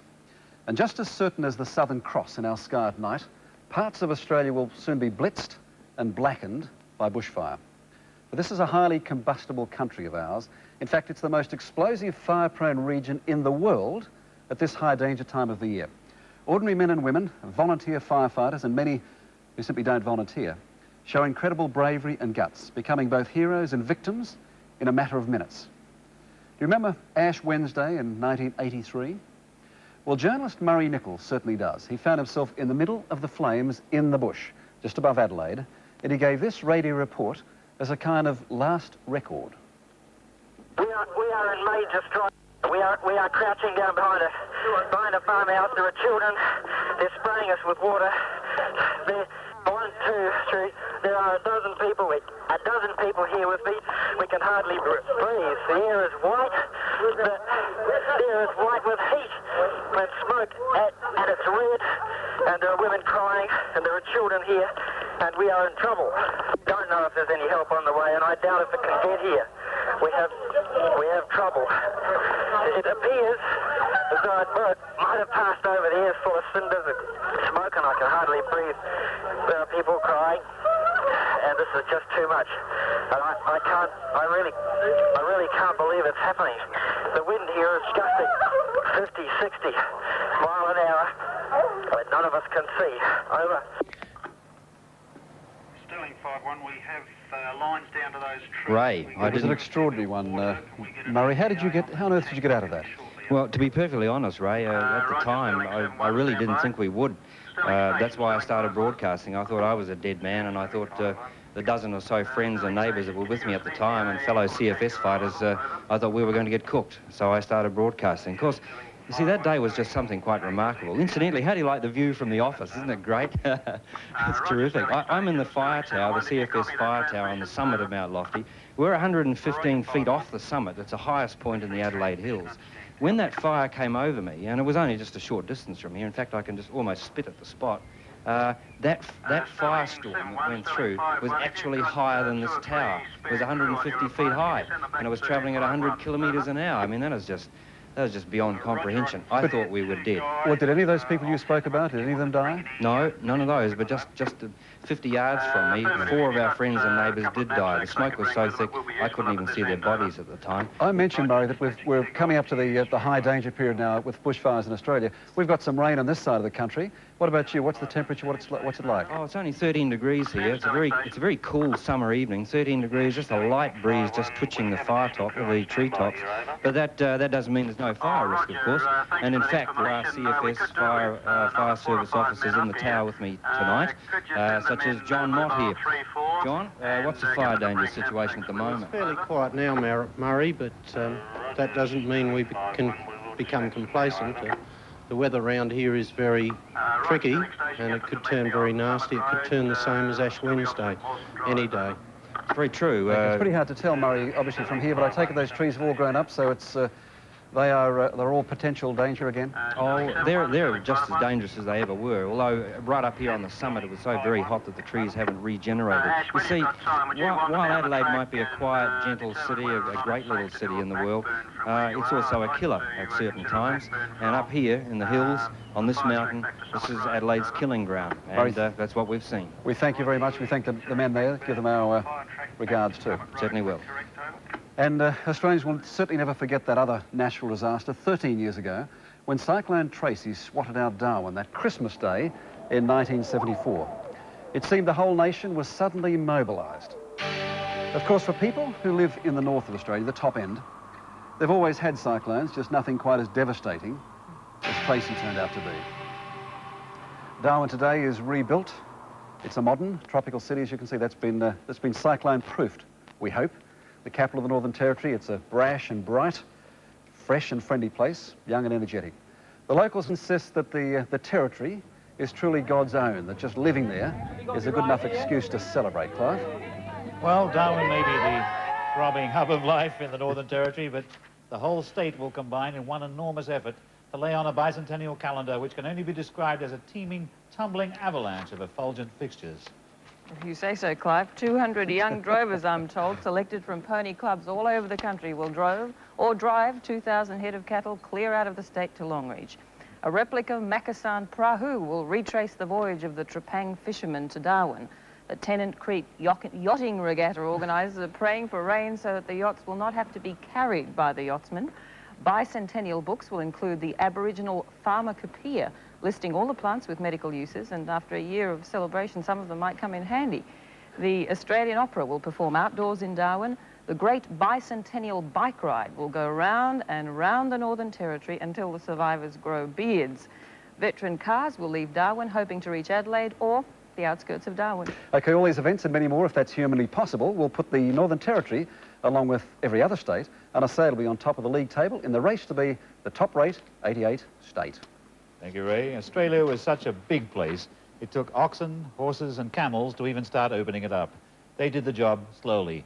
Things happened faster when the aeroplane arrived. The Queensland and Northern Territory Aerial Service, or Qantas, gave Australia two important things. It gave us the only word in the English language with no U after the Q, and it gave us a way of getting across our vast country without growing old in the process. The flying doctor could get to the sick in time to save a life. In documentary footage of the time, they sometimes saved on the budget by grounding the flying doctor's plane. But he offered advice over the radio in a refined accent almost as well-bred as that of the patient. My wife is due to have a baby in about 3 weeks' time. Last night, she had pain in her stomach. It seems to be getting worse now, Doctor, and is also going round to her back. Over. Mr. Franklin, is the pain intermittent? That is, does it come and go? Yes, Doctor, the pain does come and go. It's getting worse and comes about every half hour. Yes, Mr. Franklin, obviously your wife is going to have a baby, but at present there's a terrific dust storm raging here. It's impossible for us to take off now, Mr. Franklin. I want you to keep your wife in bed, get her 3 drinks of orange juice sweetened with glucose. You can also get a bed or a cot ready for baby. We shall take off as soon as possible. Over. OK, Doctor, all OK. I think I understand your message. Cheerio. Cheerio, Mr. Franklin. After the war, the planes got bigger and better and went further faster. We bought most of them from America. The Constellation could take almost 100 Australians overseas at once. The Boeing 707 could take more than 100 in half the time. And now the 747 can take so many Australians abroad and bring so many tourists back again that it's practically an exchange of populations. When our visitors come to see us now, they aren't stuck in the cities, and neither is Australia itself. It's wide open, and transport has worked the trick. Jana? Well, Clive, in the Northern Territory, they've got the biggest road transport vehicles in the world. So big, they call them trains, road trains, in fact. Right now, it's sundown in the top end, and these trucks are thirsty, and so are the drivers. It's that time of the day that they pull into their favourite roadside stop, and where we're heading is the Highway Inn. As it turns out, a real petticoat junction. Thanks, Jana. Well, we'll talk about Petticoat Junction in just a moment, but this is the bar of the Highway Inn, and believe you me, last night it was really jumping. In fact, they were up on the bar dancing and having a really good time walking in the 88 season. But the Highway Inn, as you said, is rather unique. It's situated about 6.5 hours drive from Darwin, and it is run by 5 women.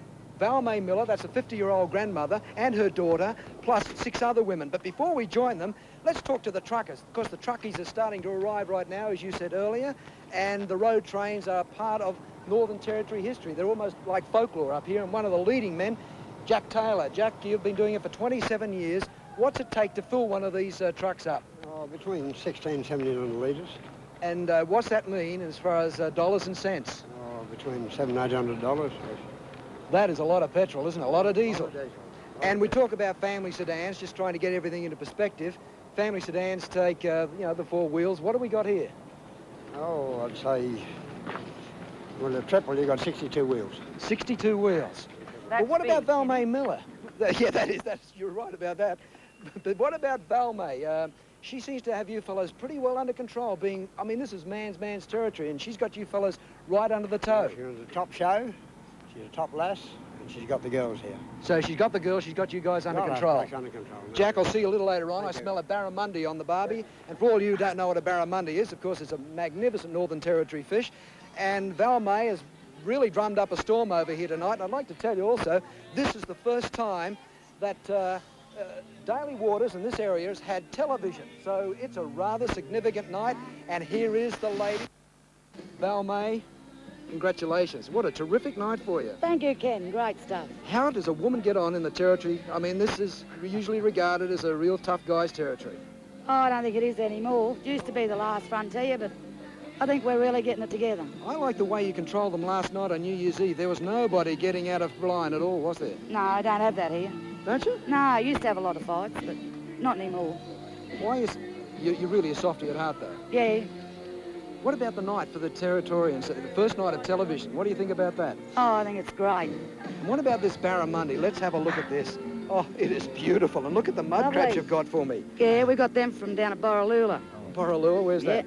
About how far? They're my neighbours down towards the east, towards Queensland. Kenny, I wish we could join you for that, Barra. I think Ray wishes he could join you too, but we're going to have to go. Thank you very much for that, and thank you, Val May. Terrific stuff. What? Great stuff. Looks like fish I caught. Clive, I've been lucky enough, I guess Jana too, in the 60 Minutes day, spent a lot of time in the Northern Territory. The most stupidly dangerous thing, I have to confess, that I ever did as a 60 Minutes reporter, was to wade through swamps up in the Territory, infested with crocodiles, looking for croc nesting areas and eggs. I don't know what I'd have done if I'd have actually come across a crocodile. Probably smacked it across the snout with a notebook. That's not a problem, Ray. All you have to do if you come face to face with a huge crocodile is wrestle it. Is that all? A few weeks ago on the Adelaide River, a croc came at me, and I instinctively did the right thing. I put my arm around its belly like this. I held its powerful jaws closed with the other hand like this. All it takes is a bit of good Aussie male strength and nerve, actually. That's very interesting, Clive, but maybe we could go to some croc experts who are a bit closer to the action right now. Yeah, well, there's a man up there Hang on, mate. on the Adelaide River I'd like you to meet, Jana. His name's Brian Walsh, and I think he's just, he's caught a small one now. Brian, can you hear me? I think you're a bit busy, aren't you? Yeah, just hang on. Yeah, would you like me to postpone my first question until you've got the munchie aboard? Yeah, hang on. He's not a munchie, of course. It's a crocodile, not a shark. It just looks like a shark. I'm starting to wonder if I should interview the crocodile here. Brian is one of the most accomplished men at doing this sort of thing that there is in the entire area. He does weight training in order to perform these feats. And his main job is to find crocodiles in the wrong place, like, for example, Darwin Harbour, and transport them to the right place, like a long way up the Adelaide River. And I think it's supposed to be a long time before they get back down to the harbour again. But he actually... Brian, can you answer a question while you're doing that? Yeah. How many of those crocs have you got up there now in the area? In the Darwin Harbour? Yeah. No, in the whole area, the whole river. How many crocodiles are there in the whole area? 1,600 in the Adelaide. We'll just get this tied up. How big do they grow, Brian? You can get them up to 7 metres, Clive. Are they dangerous? Clive? Is that one dangerous? I don't know why I'm asking you that. It's obviously the most dangerous thing. I've never seen hang on. anything so dangerous. We're just going to get this mouth rope tied properly. He's twisted up there. This would be a small one for you, Clive. Yes, well, the crocodile has no idea that the satellite is ticking away. That crocodile's the worst actor I've ever seen.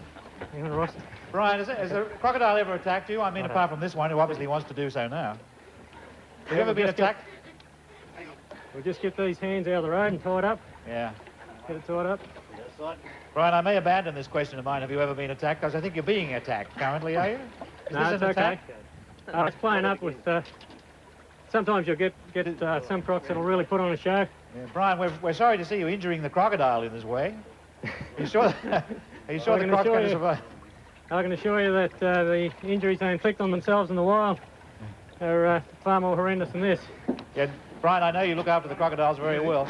Have you ever been actually caught by one of these? No, we haven't, Clive. Weren't you flung out of the boat once?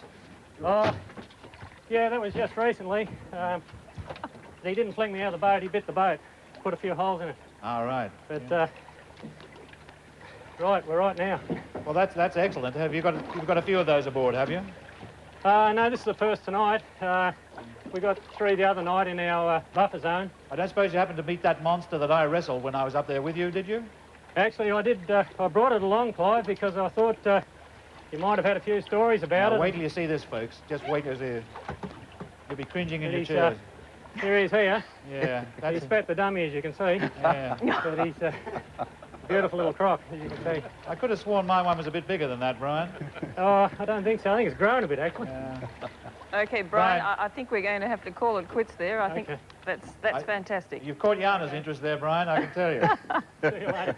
Thanks, Brian. Thanks for that. Well, you're watching Australia Live, very live, judging by that. This is the first major event of our bicentennial year. Now a word from a man who's recently celebrated a bicentennial of his own. Greetings to all of you from your many friends in the United States. On this day, as you begin the commemoration of your bicentennial, the American people join me in sending you our warmest and best good wishes. Our two peoples have enjoyed 200 years of trust, friendship, and good times together. We share the aspirations, ideals, and beliefs of free, democratic peoples, and we share a goodwill that has been a blessing for both our peoples. Our own bicentennial gave us Americans the chance to step back and review our national heritage. Today, we share with all Australians the pride that you have in the tremendous accomplishments of your ancestors. They built a great nation out of a wilderness. They worked hard for a better life and stood strong and fought for freedom. And more often than not, when they fought for freedom, we Americans were right there beside them. So we celebrate with you today. When the tall ships sail into Sydney's beautiful harbor, our Coast Guard vessel, Eagle, will be among them, representing the United States. So to every Aussie in every city, town, and community, we extend to you a hearty congratulations and thanks for being good friends. Australia is terrific.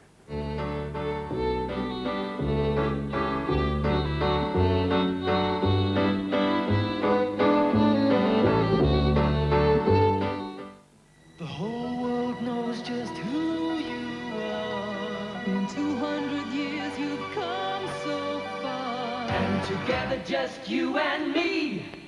That's the way we both can be, 'cause today's gonna be our day. You know the feeling and you know the way. Together we go on land. And Coke is it. Who's your favorite film star? Who's your favorite film star? Now on video. You can choose your movie, and just before you go, there's Candy Video. Candy Video. Yes, Candy Video. Candy Video. The only place to go when you want to see a show is Candy Video.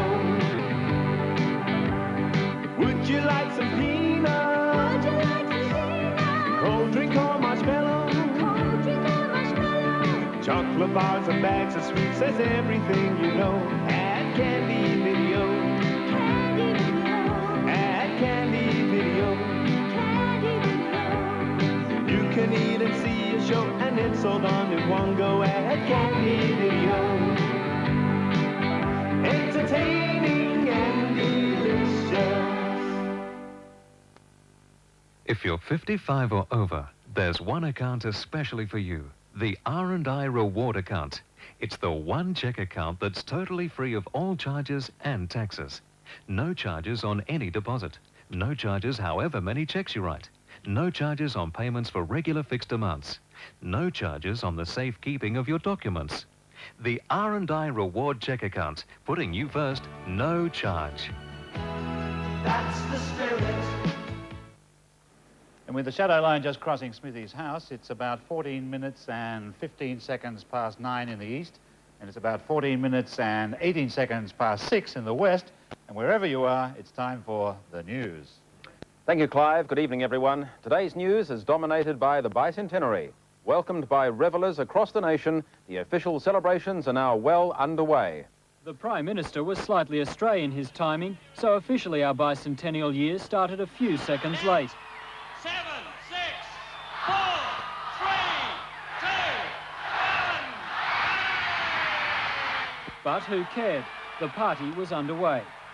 600 kilometres further south in Hobart, Derek Triffitt and Donna Browning took their wedding vows on the stroke of midnight.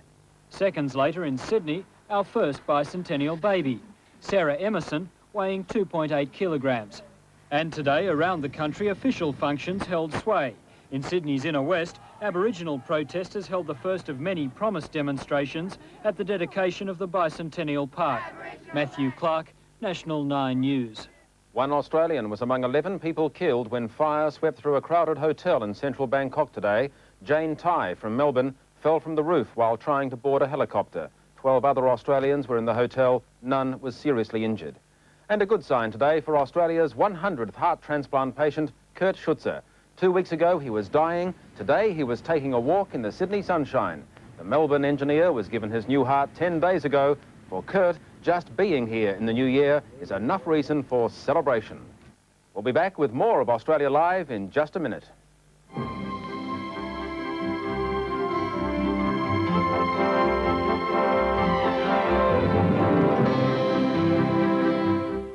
What is the average West Australian doing for the Bicentennial? I'm finally putting shade near it on the pergola. Only $2.40 a metre from Bunnings. We've just finished decorating our bathroom.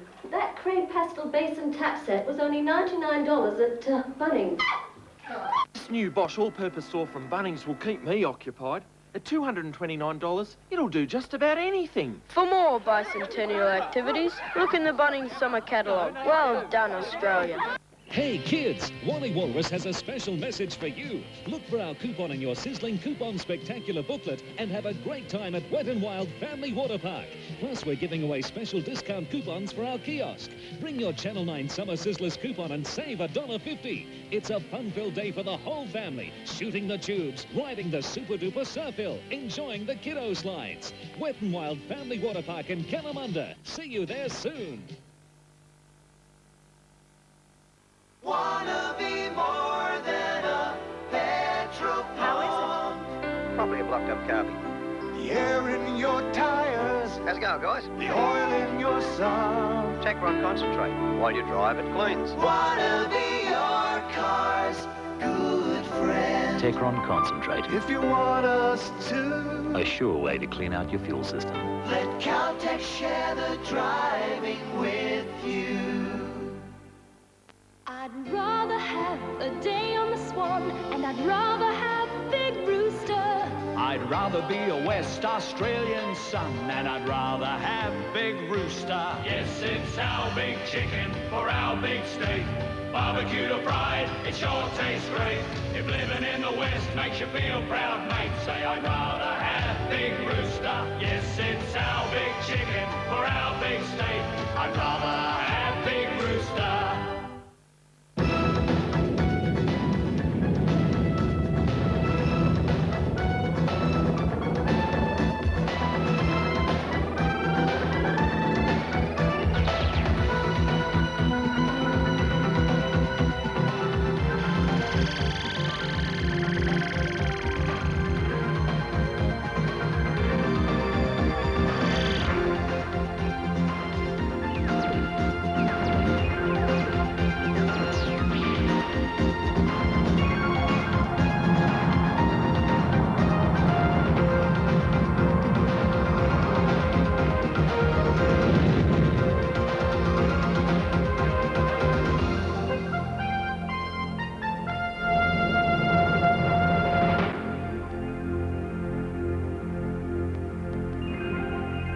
Welcome back to Australia Live, celebrating Australia's bicentennial. This is Central Control, the nerve centre of this monstrous electronic undertaking. And in control rooms just like this all around Australia, the veritable army of over 1,400 technicians and presenters are helping us out. In a massive airlift by Ansett Airlines, these people have just spent their New Year's Eve in some of the most exotic and unusual places in the world.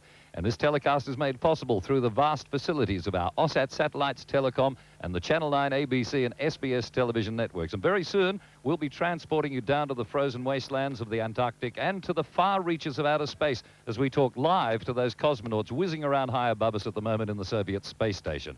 So from the USA to the UK, Norway to New Zealand, Switzerland to Spain, Austria to Australia, and the many other countries taking this telecast, let's once again fasten the old seatbelt as we take off once again on this marvellous electronic carpet ride in celebration of Australia's 200th birthday. And in the cockpit downstairs, our co-pilots, Ray Martin, Clive James, and dare I say it, our chief stewardess, Jana Wendt. What?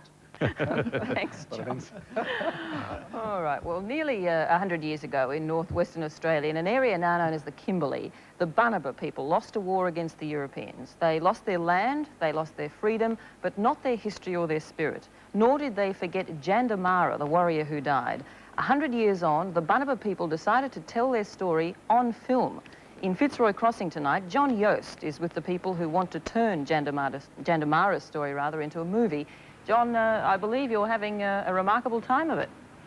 We certainly are, Jana. Plenty of floods, plenty of hot weather and a very big country and a great adventure. Peter Yu here is going to tell us a bit about that adventure. Well, we're making a film, John, about, well, I'm executive producer of Bunuba Productions, which is an all-Aboriginal production company, and we're making a film about the Aboriginal resistance here in the Kimberleys in the late 1890s, and in particular about one person, Jundamurra, who was a general in the last 3 years of the campaign and who armed the Bunuba people and led that resistance. How many people died in those years, those last 3 years? Well, the Bunuba numbered about 2,000, but today they number about 200. And how have we got the story together, Peter? Well, we've done all the research. We've got the archives and we did all the police records and stuff. But more importantly, we've got the story from Banjo Warama, who's the custodian of the story, and he's the Bunuba man. Banjo, tell us about your part in this. This country. Why I dig this one? Because we had no boys to go back to land. Well, we were suffered. So we want this land to come back to us so we can put our young people back in the land. They can know who they are, what they are. June, you're a young person. What's it mean to you? It means everything to me, John. It's my life. It's my people's future. This is a true story. It's our story, and we're making it into a movie to tell the truth to the whole world. Tell me about the connection between the land and the movie. Well, Bunuba people, like all Aboriginal people in this country, have never ceded their right or their ownership to the land. There doesn't look to be a political settlement in relation to the land, so what we're going to do is use the profits to buy back the Bunuba people's traditional land. Well, Peter, all I can say to you is all the very best of luck. No luck involved, John. Just fate, mate. Thank you. Over to you, Jana. Thanks, John. We hope that fate is good to you there. I hope all right, well, they deserve every success. As we mentioned earlier, tonight's telecast is being seen in many countries around the world, so we should take this opportunity to say hello to those thousands of expatriate Australians who might be watching. Many we know are in New York, where right now it's the morning after New Year's Eve, and where two of our temporary expats are monitoring our progress. Although knowing these two as I do, who knows what shape they'll be in. Hi, Darren. Hello, Yana. Very good shape indeed. 5 o'clock in the morning here in New York. Here's proof that we are giving this program around the world, because I'm in the control room for the A&E network, which will be showing it to Americans at a more civilised hour. And from this migrant city, as a migrant myself for Australia, in Australia, let's just hope that whether your heritage is 40,000 years or 400 years or 4 years, that this program and this year gives us all a bit more compassion and tolerance and unity in our country. And to a tolerant man, also in the studio, Mr. George Negus. Thanks, Yana. I'm here in the studios of A&E, which is a cable television network here in New York. We're right in the middle of Manhattan, as Darren probably told you. And behind me are a couple of people who are working a lot harder than we are, seeing it is, after all, New Year's Eve here in New York. John Tesh, who you may or may not know, is the host of the Entertainment Tonight show here in the United States. And the woman beside him is a person who probably needs no introduction at all to Australians, Helen Reddy. And Helen and John are actually preparing their own version of Australia Live, which will go to air in the United States, in fact, on New Year's Day. But gathered around me are a group of expatriate Australians who've been watching the last couple of hours of amazing television with varying degrees of enthusiasm. Susie Jarman, you were laughing on many, many occasions. What impressed you most about what you saw? The sense of humour of Australians. You really miss it. The Americans are great people, but you miss the sense of humour of Australians. Jim Wolfenson, Susie, by the way, is in the publishing business. Jim Wolfenson's in a very different part of New York's business life. He's, in fact, an investment banker. Did you get a lump in your throat at any stage, Jim, or did you find yourself thinking, maybe I'm glad to be away from that horrible joint? I'd like to open a bank in Kimberley, I've decided. I thought it was a wonderful show. It shows the openness and freshness of the country. It shows that you can leave Australia, but you can't be unaffected by what it does to you and what it's formed us. And I think all of us feel a great sense of pride about what's coming across the American people. What do you think, when Americans see this going to air themselves, what do you think they will feel about it? I mean, what do you think will it matter to Americans that we're suddenly jumping up and down about being 200 years old? I think it'll matter to them. I think it'll remind them that it's possible to have a country that's unself-conscious, that it's free, that's diverse, that can portray itself as it is without feeling any sense of self-consciousness. And I think that's something that appeals to Americans, and something that I'm very proud to have go on American television. Yep. Susie, you were saying that you missed the sense of humour. That's not saying something that you shouldn't say about your current host here in this country, is it? Oh, definitely not, no. But there is something intrinsically Australian that you miss? Absolutely, yeah. Darren, this has been a pretty remarkable technological exercise we've been involved in. It has indeed. It's been great to see it, and also, George, and in your case and mine, I guess, a very sober New Year's Eve, and that'll be I'm not too sure that we can believe that, George and Darren. Actually, Ray looks rather sceptical, having had some experience of you in New York before. That's a first for you two, I think, indeed. At this distance, Ray, you're going to have to believe us, I'm afraid. Thank you, Ray. Thank you, Jana. Good to see you, though. Good to see everyone there. Lisa Forrest, too, I can see. See you again. We had a couple of blow-ins, actually, Lisa Forrest and Jackie Weaver. Nice to see you. Helen, too. Well, it's good to see you, 60 Minutes bunch, back together again in the one show, but we've got a 240-minute show to do here, and the satellite says it's time to meet the biggest expatriate superstar of the lot. From London, where she reigns in triumph, comes the living image of a living legend, Dame Edna Everidge. Good morning, Edna. What happened? Oh, you've got the camera on the wrong person, darling. For heaven's sake. Oh, Madge, why did you have to get into this film? I'm sorry, Clive. Hello, everybody. Yes, it's me, Dame Edna Everidge, housewife superstar, mother megastar, and Melbourne millionairess. Dame Edna, what do you think of the Bicentennial? I never stop thinking about it, Clive, darling. I just can't get it out of my mind. It's even really making it very difficult for me to concentrate on this gorgeous new novel by an up-and-coming author. Oh, what a pity, though, you had to show a photograph of Madge. She's my old bridesmaid and constant travelling companion, viewers, and she's undergone a pretty nasty bout of highly unsuccessful cosmetic surgery. But I'm Australian royalty. I am, and I don't want people viewing this who don't know very much about Australia and think it's Austria to mistake me for Princess Michael of Kent, who is, after all, Austrian royalty, isn't she? And I'm Australian royalty. Remember that we've got an extra syllable in Australia, and it's still one of the best-kept secrets in the world, isn't it, Clive? Are you an Australian, incidentally? Oh, yes, yes, through and through. I felt you might have been. You've just got something about you that says Australia to me. However, you've woken me out of my beauty sleep with that camera in the corner of the bedroom all night. And I'd like you to guess what I've been doing under the bedclothes here with my bridesmaid. I've been trying to get excited. I've been trying to get excited about the Bicentennial. Who hasn't been trying to get excited about it in Australia and all over the world? It's not an easy concept to get excited about. 200 years means nothing to a lot of people elsewhere in the world, does it? But it does to us in Australia. And yet, I'm feeling a little bit ambivalent about it. Who wouldn't feel ambivalent lying in a double bed with their bridesmaid in a luxury hotel like the Savoy, where I am at the moment in London? But I'm feeling ambivalent because, and here's a bit of a revelation, I'm an Aborigine. At least I think I almost certainly am an Australian Aborigine. You know, Clive, when my mother went off to the Twilight Home and we had to burn her things, I was going through a bottom drawer and I found something which burnt very, very easily. It was an old bark painting, and it had belonged to her great-great-grandmother, and it showed tribesmen throwing, with mauve hair and funny glasses, throwing things. They weren't boomerangs. I think they were gladioli, and I think that could prove that some of my ancestors were Australian Aborigines. Isn't that thrilling? It's stunning, Dame Edna. But we have to leave you there, I'm afraid, because the satellite can't take any more of your radiance. But Dame Edna, we know that your secret feelings are with us on this great occasion. And don't forget what Gerald Ford said. Think not what you can do for Australia, but what can Australia do for you? That's wonderful, Dame Edna. Thank you very much. Dame Edna Everidge. God bless Australia.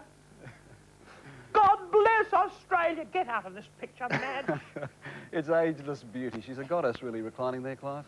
She is. I think she proves to all Australian women that life is not necessarily over after the age of 200.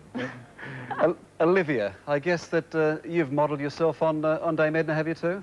You want to get down and dance? Olivia. Want to dance? Olivia. Hello, Olivia. Can you hear me now? Oh, excuse me, hello. Can't hear full that music. Olivia, how are you? Ray Martin here. How are you? Ray, how are you? I guess you've modelled yourself on Dame Edna too, have you? Oh, yes, always. I wear all her clothes and her hairstyles and everything. Thank you for your time, and Matt, thank you very much for your time, and Chloe as well. Terrific. Yeah. It's great to be here.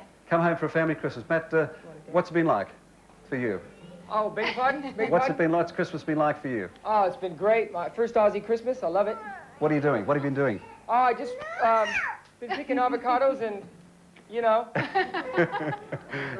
How old is Chloe now? Chloe's almost 2. She'll Ter- be two in 2 January. weeks. Terrible twos, eh, Olivia? We've got a house full of babies, pardon?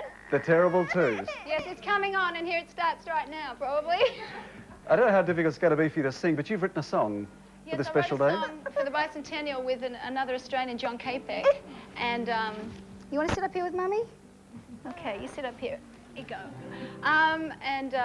I hope you all like it. I hope you can hear it, considering that she's right here. You want to get down, play with some candy? Not exactly ideal studio conditions, is it? Oh, well, it's a night at home. Fantastic. I guess we should just start and hope for the best. This is live television. It's live television, what can I tell you? Happy New Year, by the way, to everybody. Happy New Year to all my family and friends I didn't get to speak to. And happy birthday, The show Australia. is wonderful. I'm watching it, it's fantastic. Great. All right, well, the song is all yours. Thank you.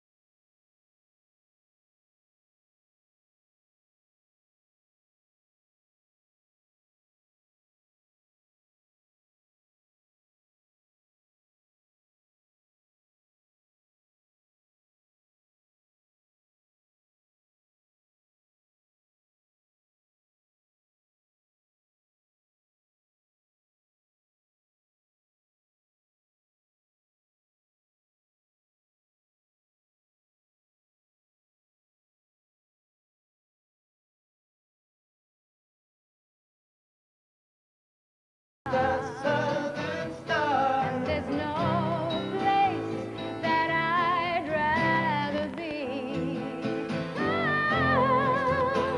Yes, it's always Australia for me. Live there, knowing that we are free. Know that we are blessed in our country, and realize how lucky we are. Safe beneath the southern stars, and there's no place in the world I'd rather be. Happy birthday to Ozzy from me.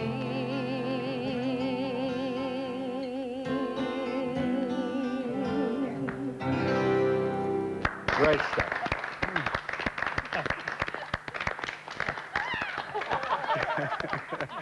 Lovely stuff. Now, obviously, that's from the heart, That isn't was it? the first, I can tell you. It's from the heart, isn't it? Oh, yes, it was.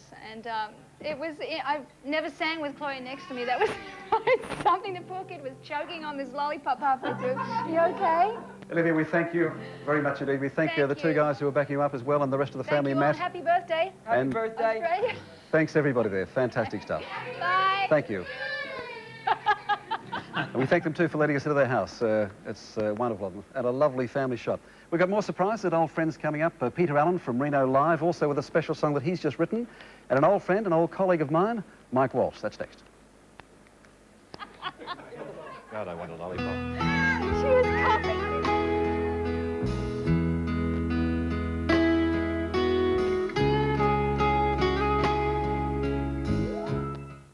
All you need is an R&I Easy Bank card to withdraw or deposit money here, here, or here. To buy things here. And the R&I also gives you a free personal check account. As many checks as you need. To get a high-interest savings account, too. And to transfer money between your accounts. It's all you need. That's the spirit at the R&I. Wanna be more than a petrol pump. How is it? Probably a blocked up car. The air in your tires. How's it going, guys? The oil in your sun. Take one concentrate. While you drive, it cleans. Wanna be your car's good friend. If you want us to, let Caltech share the driving with you. In no time you'll appreciate the power of Tecron concentrate to make your car feel like it used to do, just like new. That's why we're making changes to everything we do. Take one concentrate. While you drive, it cleans. Let Caltech share the driving with you. With or without sauce, I'm asking you. When you taste Kentucky Nuggets, what do? You go, ah! Kentucky Nuggets. Ah! Kentucky Nuggets. Kentucky Nuggets. Oh! Kentucky Nuggets. Kentucky Fried Chicken makes them taste so good. You go, ah! Those 11 herbs and spices really make a difference. Sure is, baby. Kentucky Nuggets from Kentucky Fried Chicken for the special taste you can't replace. Kentucky Nuggets. Welcome back. Now, I know we keep on saying it, but in Australia's 200 years so far, distance has always been the biggest hurdle to overcome. How to make contact, to keep in touch. Roads and railways and aeroplanes, as we've seen, all helped, but nothing broke the distance barrier like the ordinary old telephone.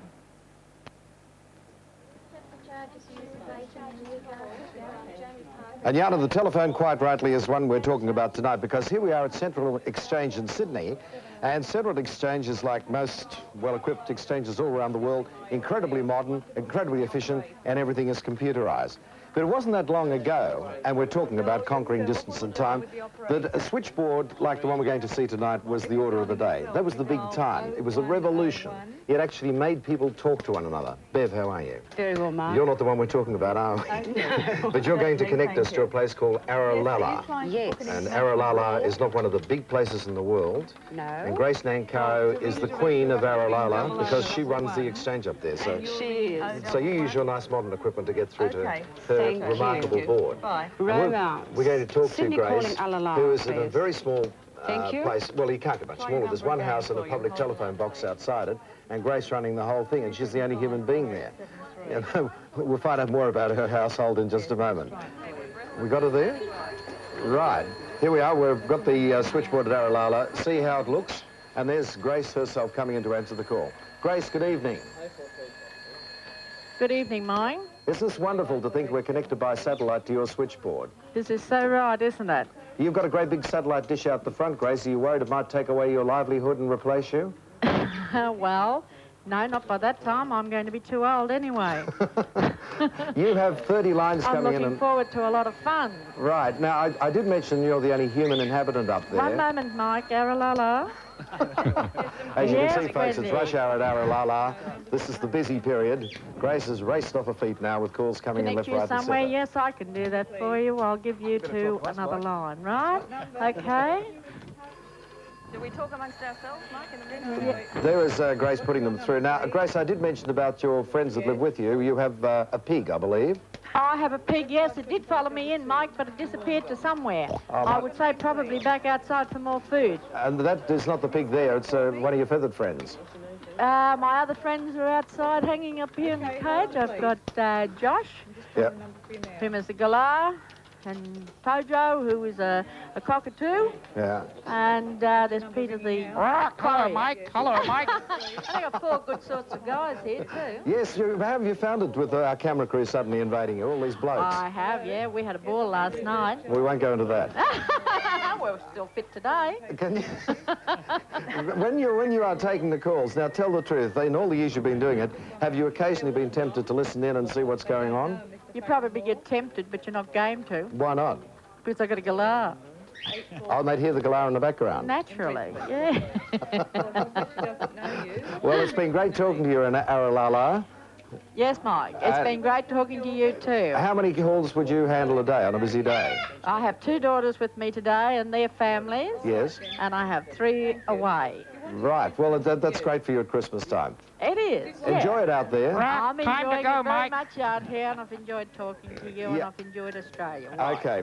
Jana, back to you from our Central Exchange and the rest of the program. Bye-bye. Thanks, Mike, and thank you to Grace. And thank you, Wendy.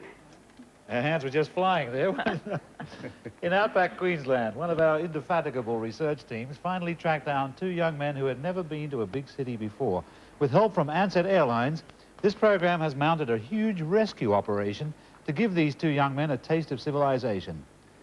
David Cross was born here in the little town of Windora. His parents raised him on their 20,000-acre cattle station. David and his friend Thomas Kidd work as ringers.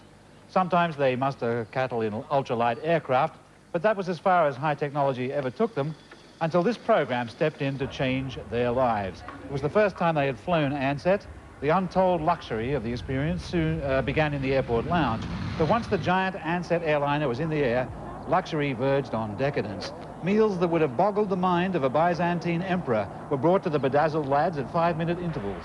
In the cockpit, the Ansett pilots described the joys and privileges of flying for Australia's leading domestic airline. But even the stunning flight by Ansett paled beside the impact of the city itself. It was the boys' first city, and it was Sydney. Over the last 48 hours, these impressionable young heroes from beyond the black stump have been absorbing the bewildering sensory bombardment of our senior metropolis.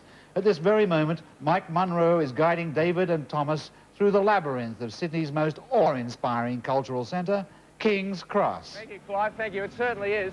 The guys are absolutely, they can't believe what they're seeing here. You were given a warning. When you came down here. What were you told? Oh, I was told, mate, if I drop any money, just kick it to the end of the street and don't bend over. Is that right? Yeah. Just kick it to the end of the door. Yeah. What did you expect when you thought you'd come to the King's Cross? I mean, you've never been to town, bigger than 100 people. What did you expect to see? Not this anyway. No? Were you a bit worried about it? Eh? Were you a bit worried about it? Oh, yeah, a little bit. Do you think you... Did you expect to have been to a strip show? Here we go, fellas. Hey, guys, what are you offering? Marvel Theatre here. What sort of show? Double acts. Live sex. No money. Have a look. If you don't come in here, you get to go to Think Pussycats for free. Is that right? Get 2 clubs for the price of 1. So you've got a fair bit to offer these guys? The only club in King's Cross with a bar. Can you believe this? Can you believe it? Happening tonight, sir. We might come back a little later, guys. We've got a 3-building store We here. might come back a little later. 7 floors. 3 floors downstairs, 4 floors upstairs. We're going to cross the road. Okay, We'll come back. have a look. You're doing a wonderful job. Let's cross the road, guys. I think you prefer to go to Beirut. Mike, We've got buskers over here. There's everything here. There's all... Mike, you sure you're not going to corrupt the innocence of these pure young lads? Hello, Gabby and Jeff. Happy New Year. These guys have never been to town bigger than 100 people before. Hey, how's it going? Yeah, Happy New Year, anyway. Fortunes. Have your fortunes told. This is Zola. This is Zola, Zola. This is the, she'll tell your fortune. Could David put his hand on your... Oh, yeah. Right. Put your hand there and she'll tell you your fortune. Has you got a big year coming up, Zola? Oh, it's going to be a great year.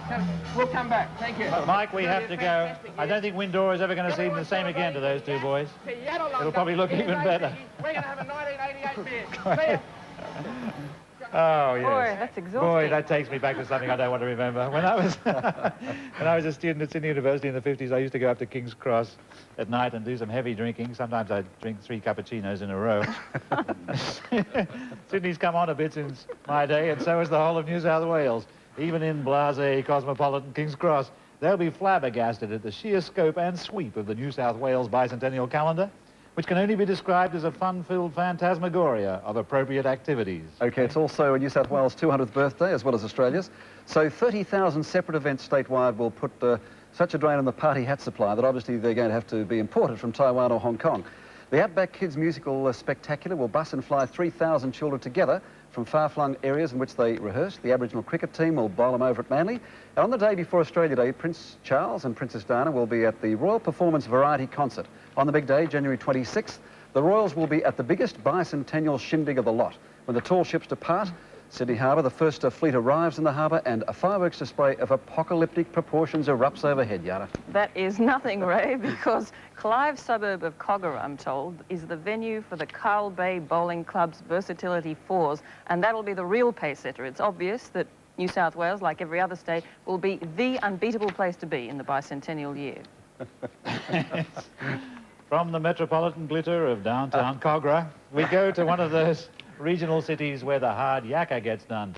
Come in, Broken Hill. Yes, we're getting you loud and clear. Having a great Rebecca. party here. We're in the home of Pro Hart, one of Australia's most famous artists. I want to let my mum know this is not my mum, this little lovely here. This is actually Pro's grandchild, 4th generation Hart. You wouldn't know it to look at him. As I said, we're in the home of Pro Hart. With us is Pro's wife, Raylee. Want to say hello to everybody? Hi. And also Jack Absalom, another famous Australian artist, Hi, bushman, Jack. survival expert, historian. Say hello, Jack. Hello, Clive. Hello, Jack. Hi. The sunshine in Australia? Love it. We're in Broken Hill, which actually was quite crucial to the development of Australia industrially. Broken Hill was where we came off the sheep's back and into the mines, so to speak. And it's still the sons of Broken Hill who are controlling most of the industrial areas of Australia. So Pro being one of those sons, his forte is painting. All around the walls here, we have Pro's wonderful art. One thing that stands out, Pro, is the colour and light in your paintings. Is that Broken Hill itself? Artistic atmosphere, yes. I exaggerate the colour so as people notice it. Right, it certainly is very strong. Around the walls, we also have one of the most amazing art collections in Australia, which is Pro's. I'm just going to hand over little Sienna here to Grandma. I think you should come and show Clive some of what you've been showing me over the last couple of days. It's really quite incredible. Around the walls here. Well, what do you think of this one, Clive? Oh, that's marvellous. What is it? Tom Roberts. That's a Roberts? Yep. You've got a Tom Roberts hanging on your wall? That's wonderful. Yeah, got a few of them.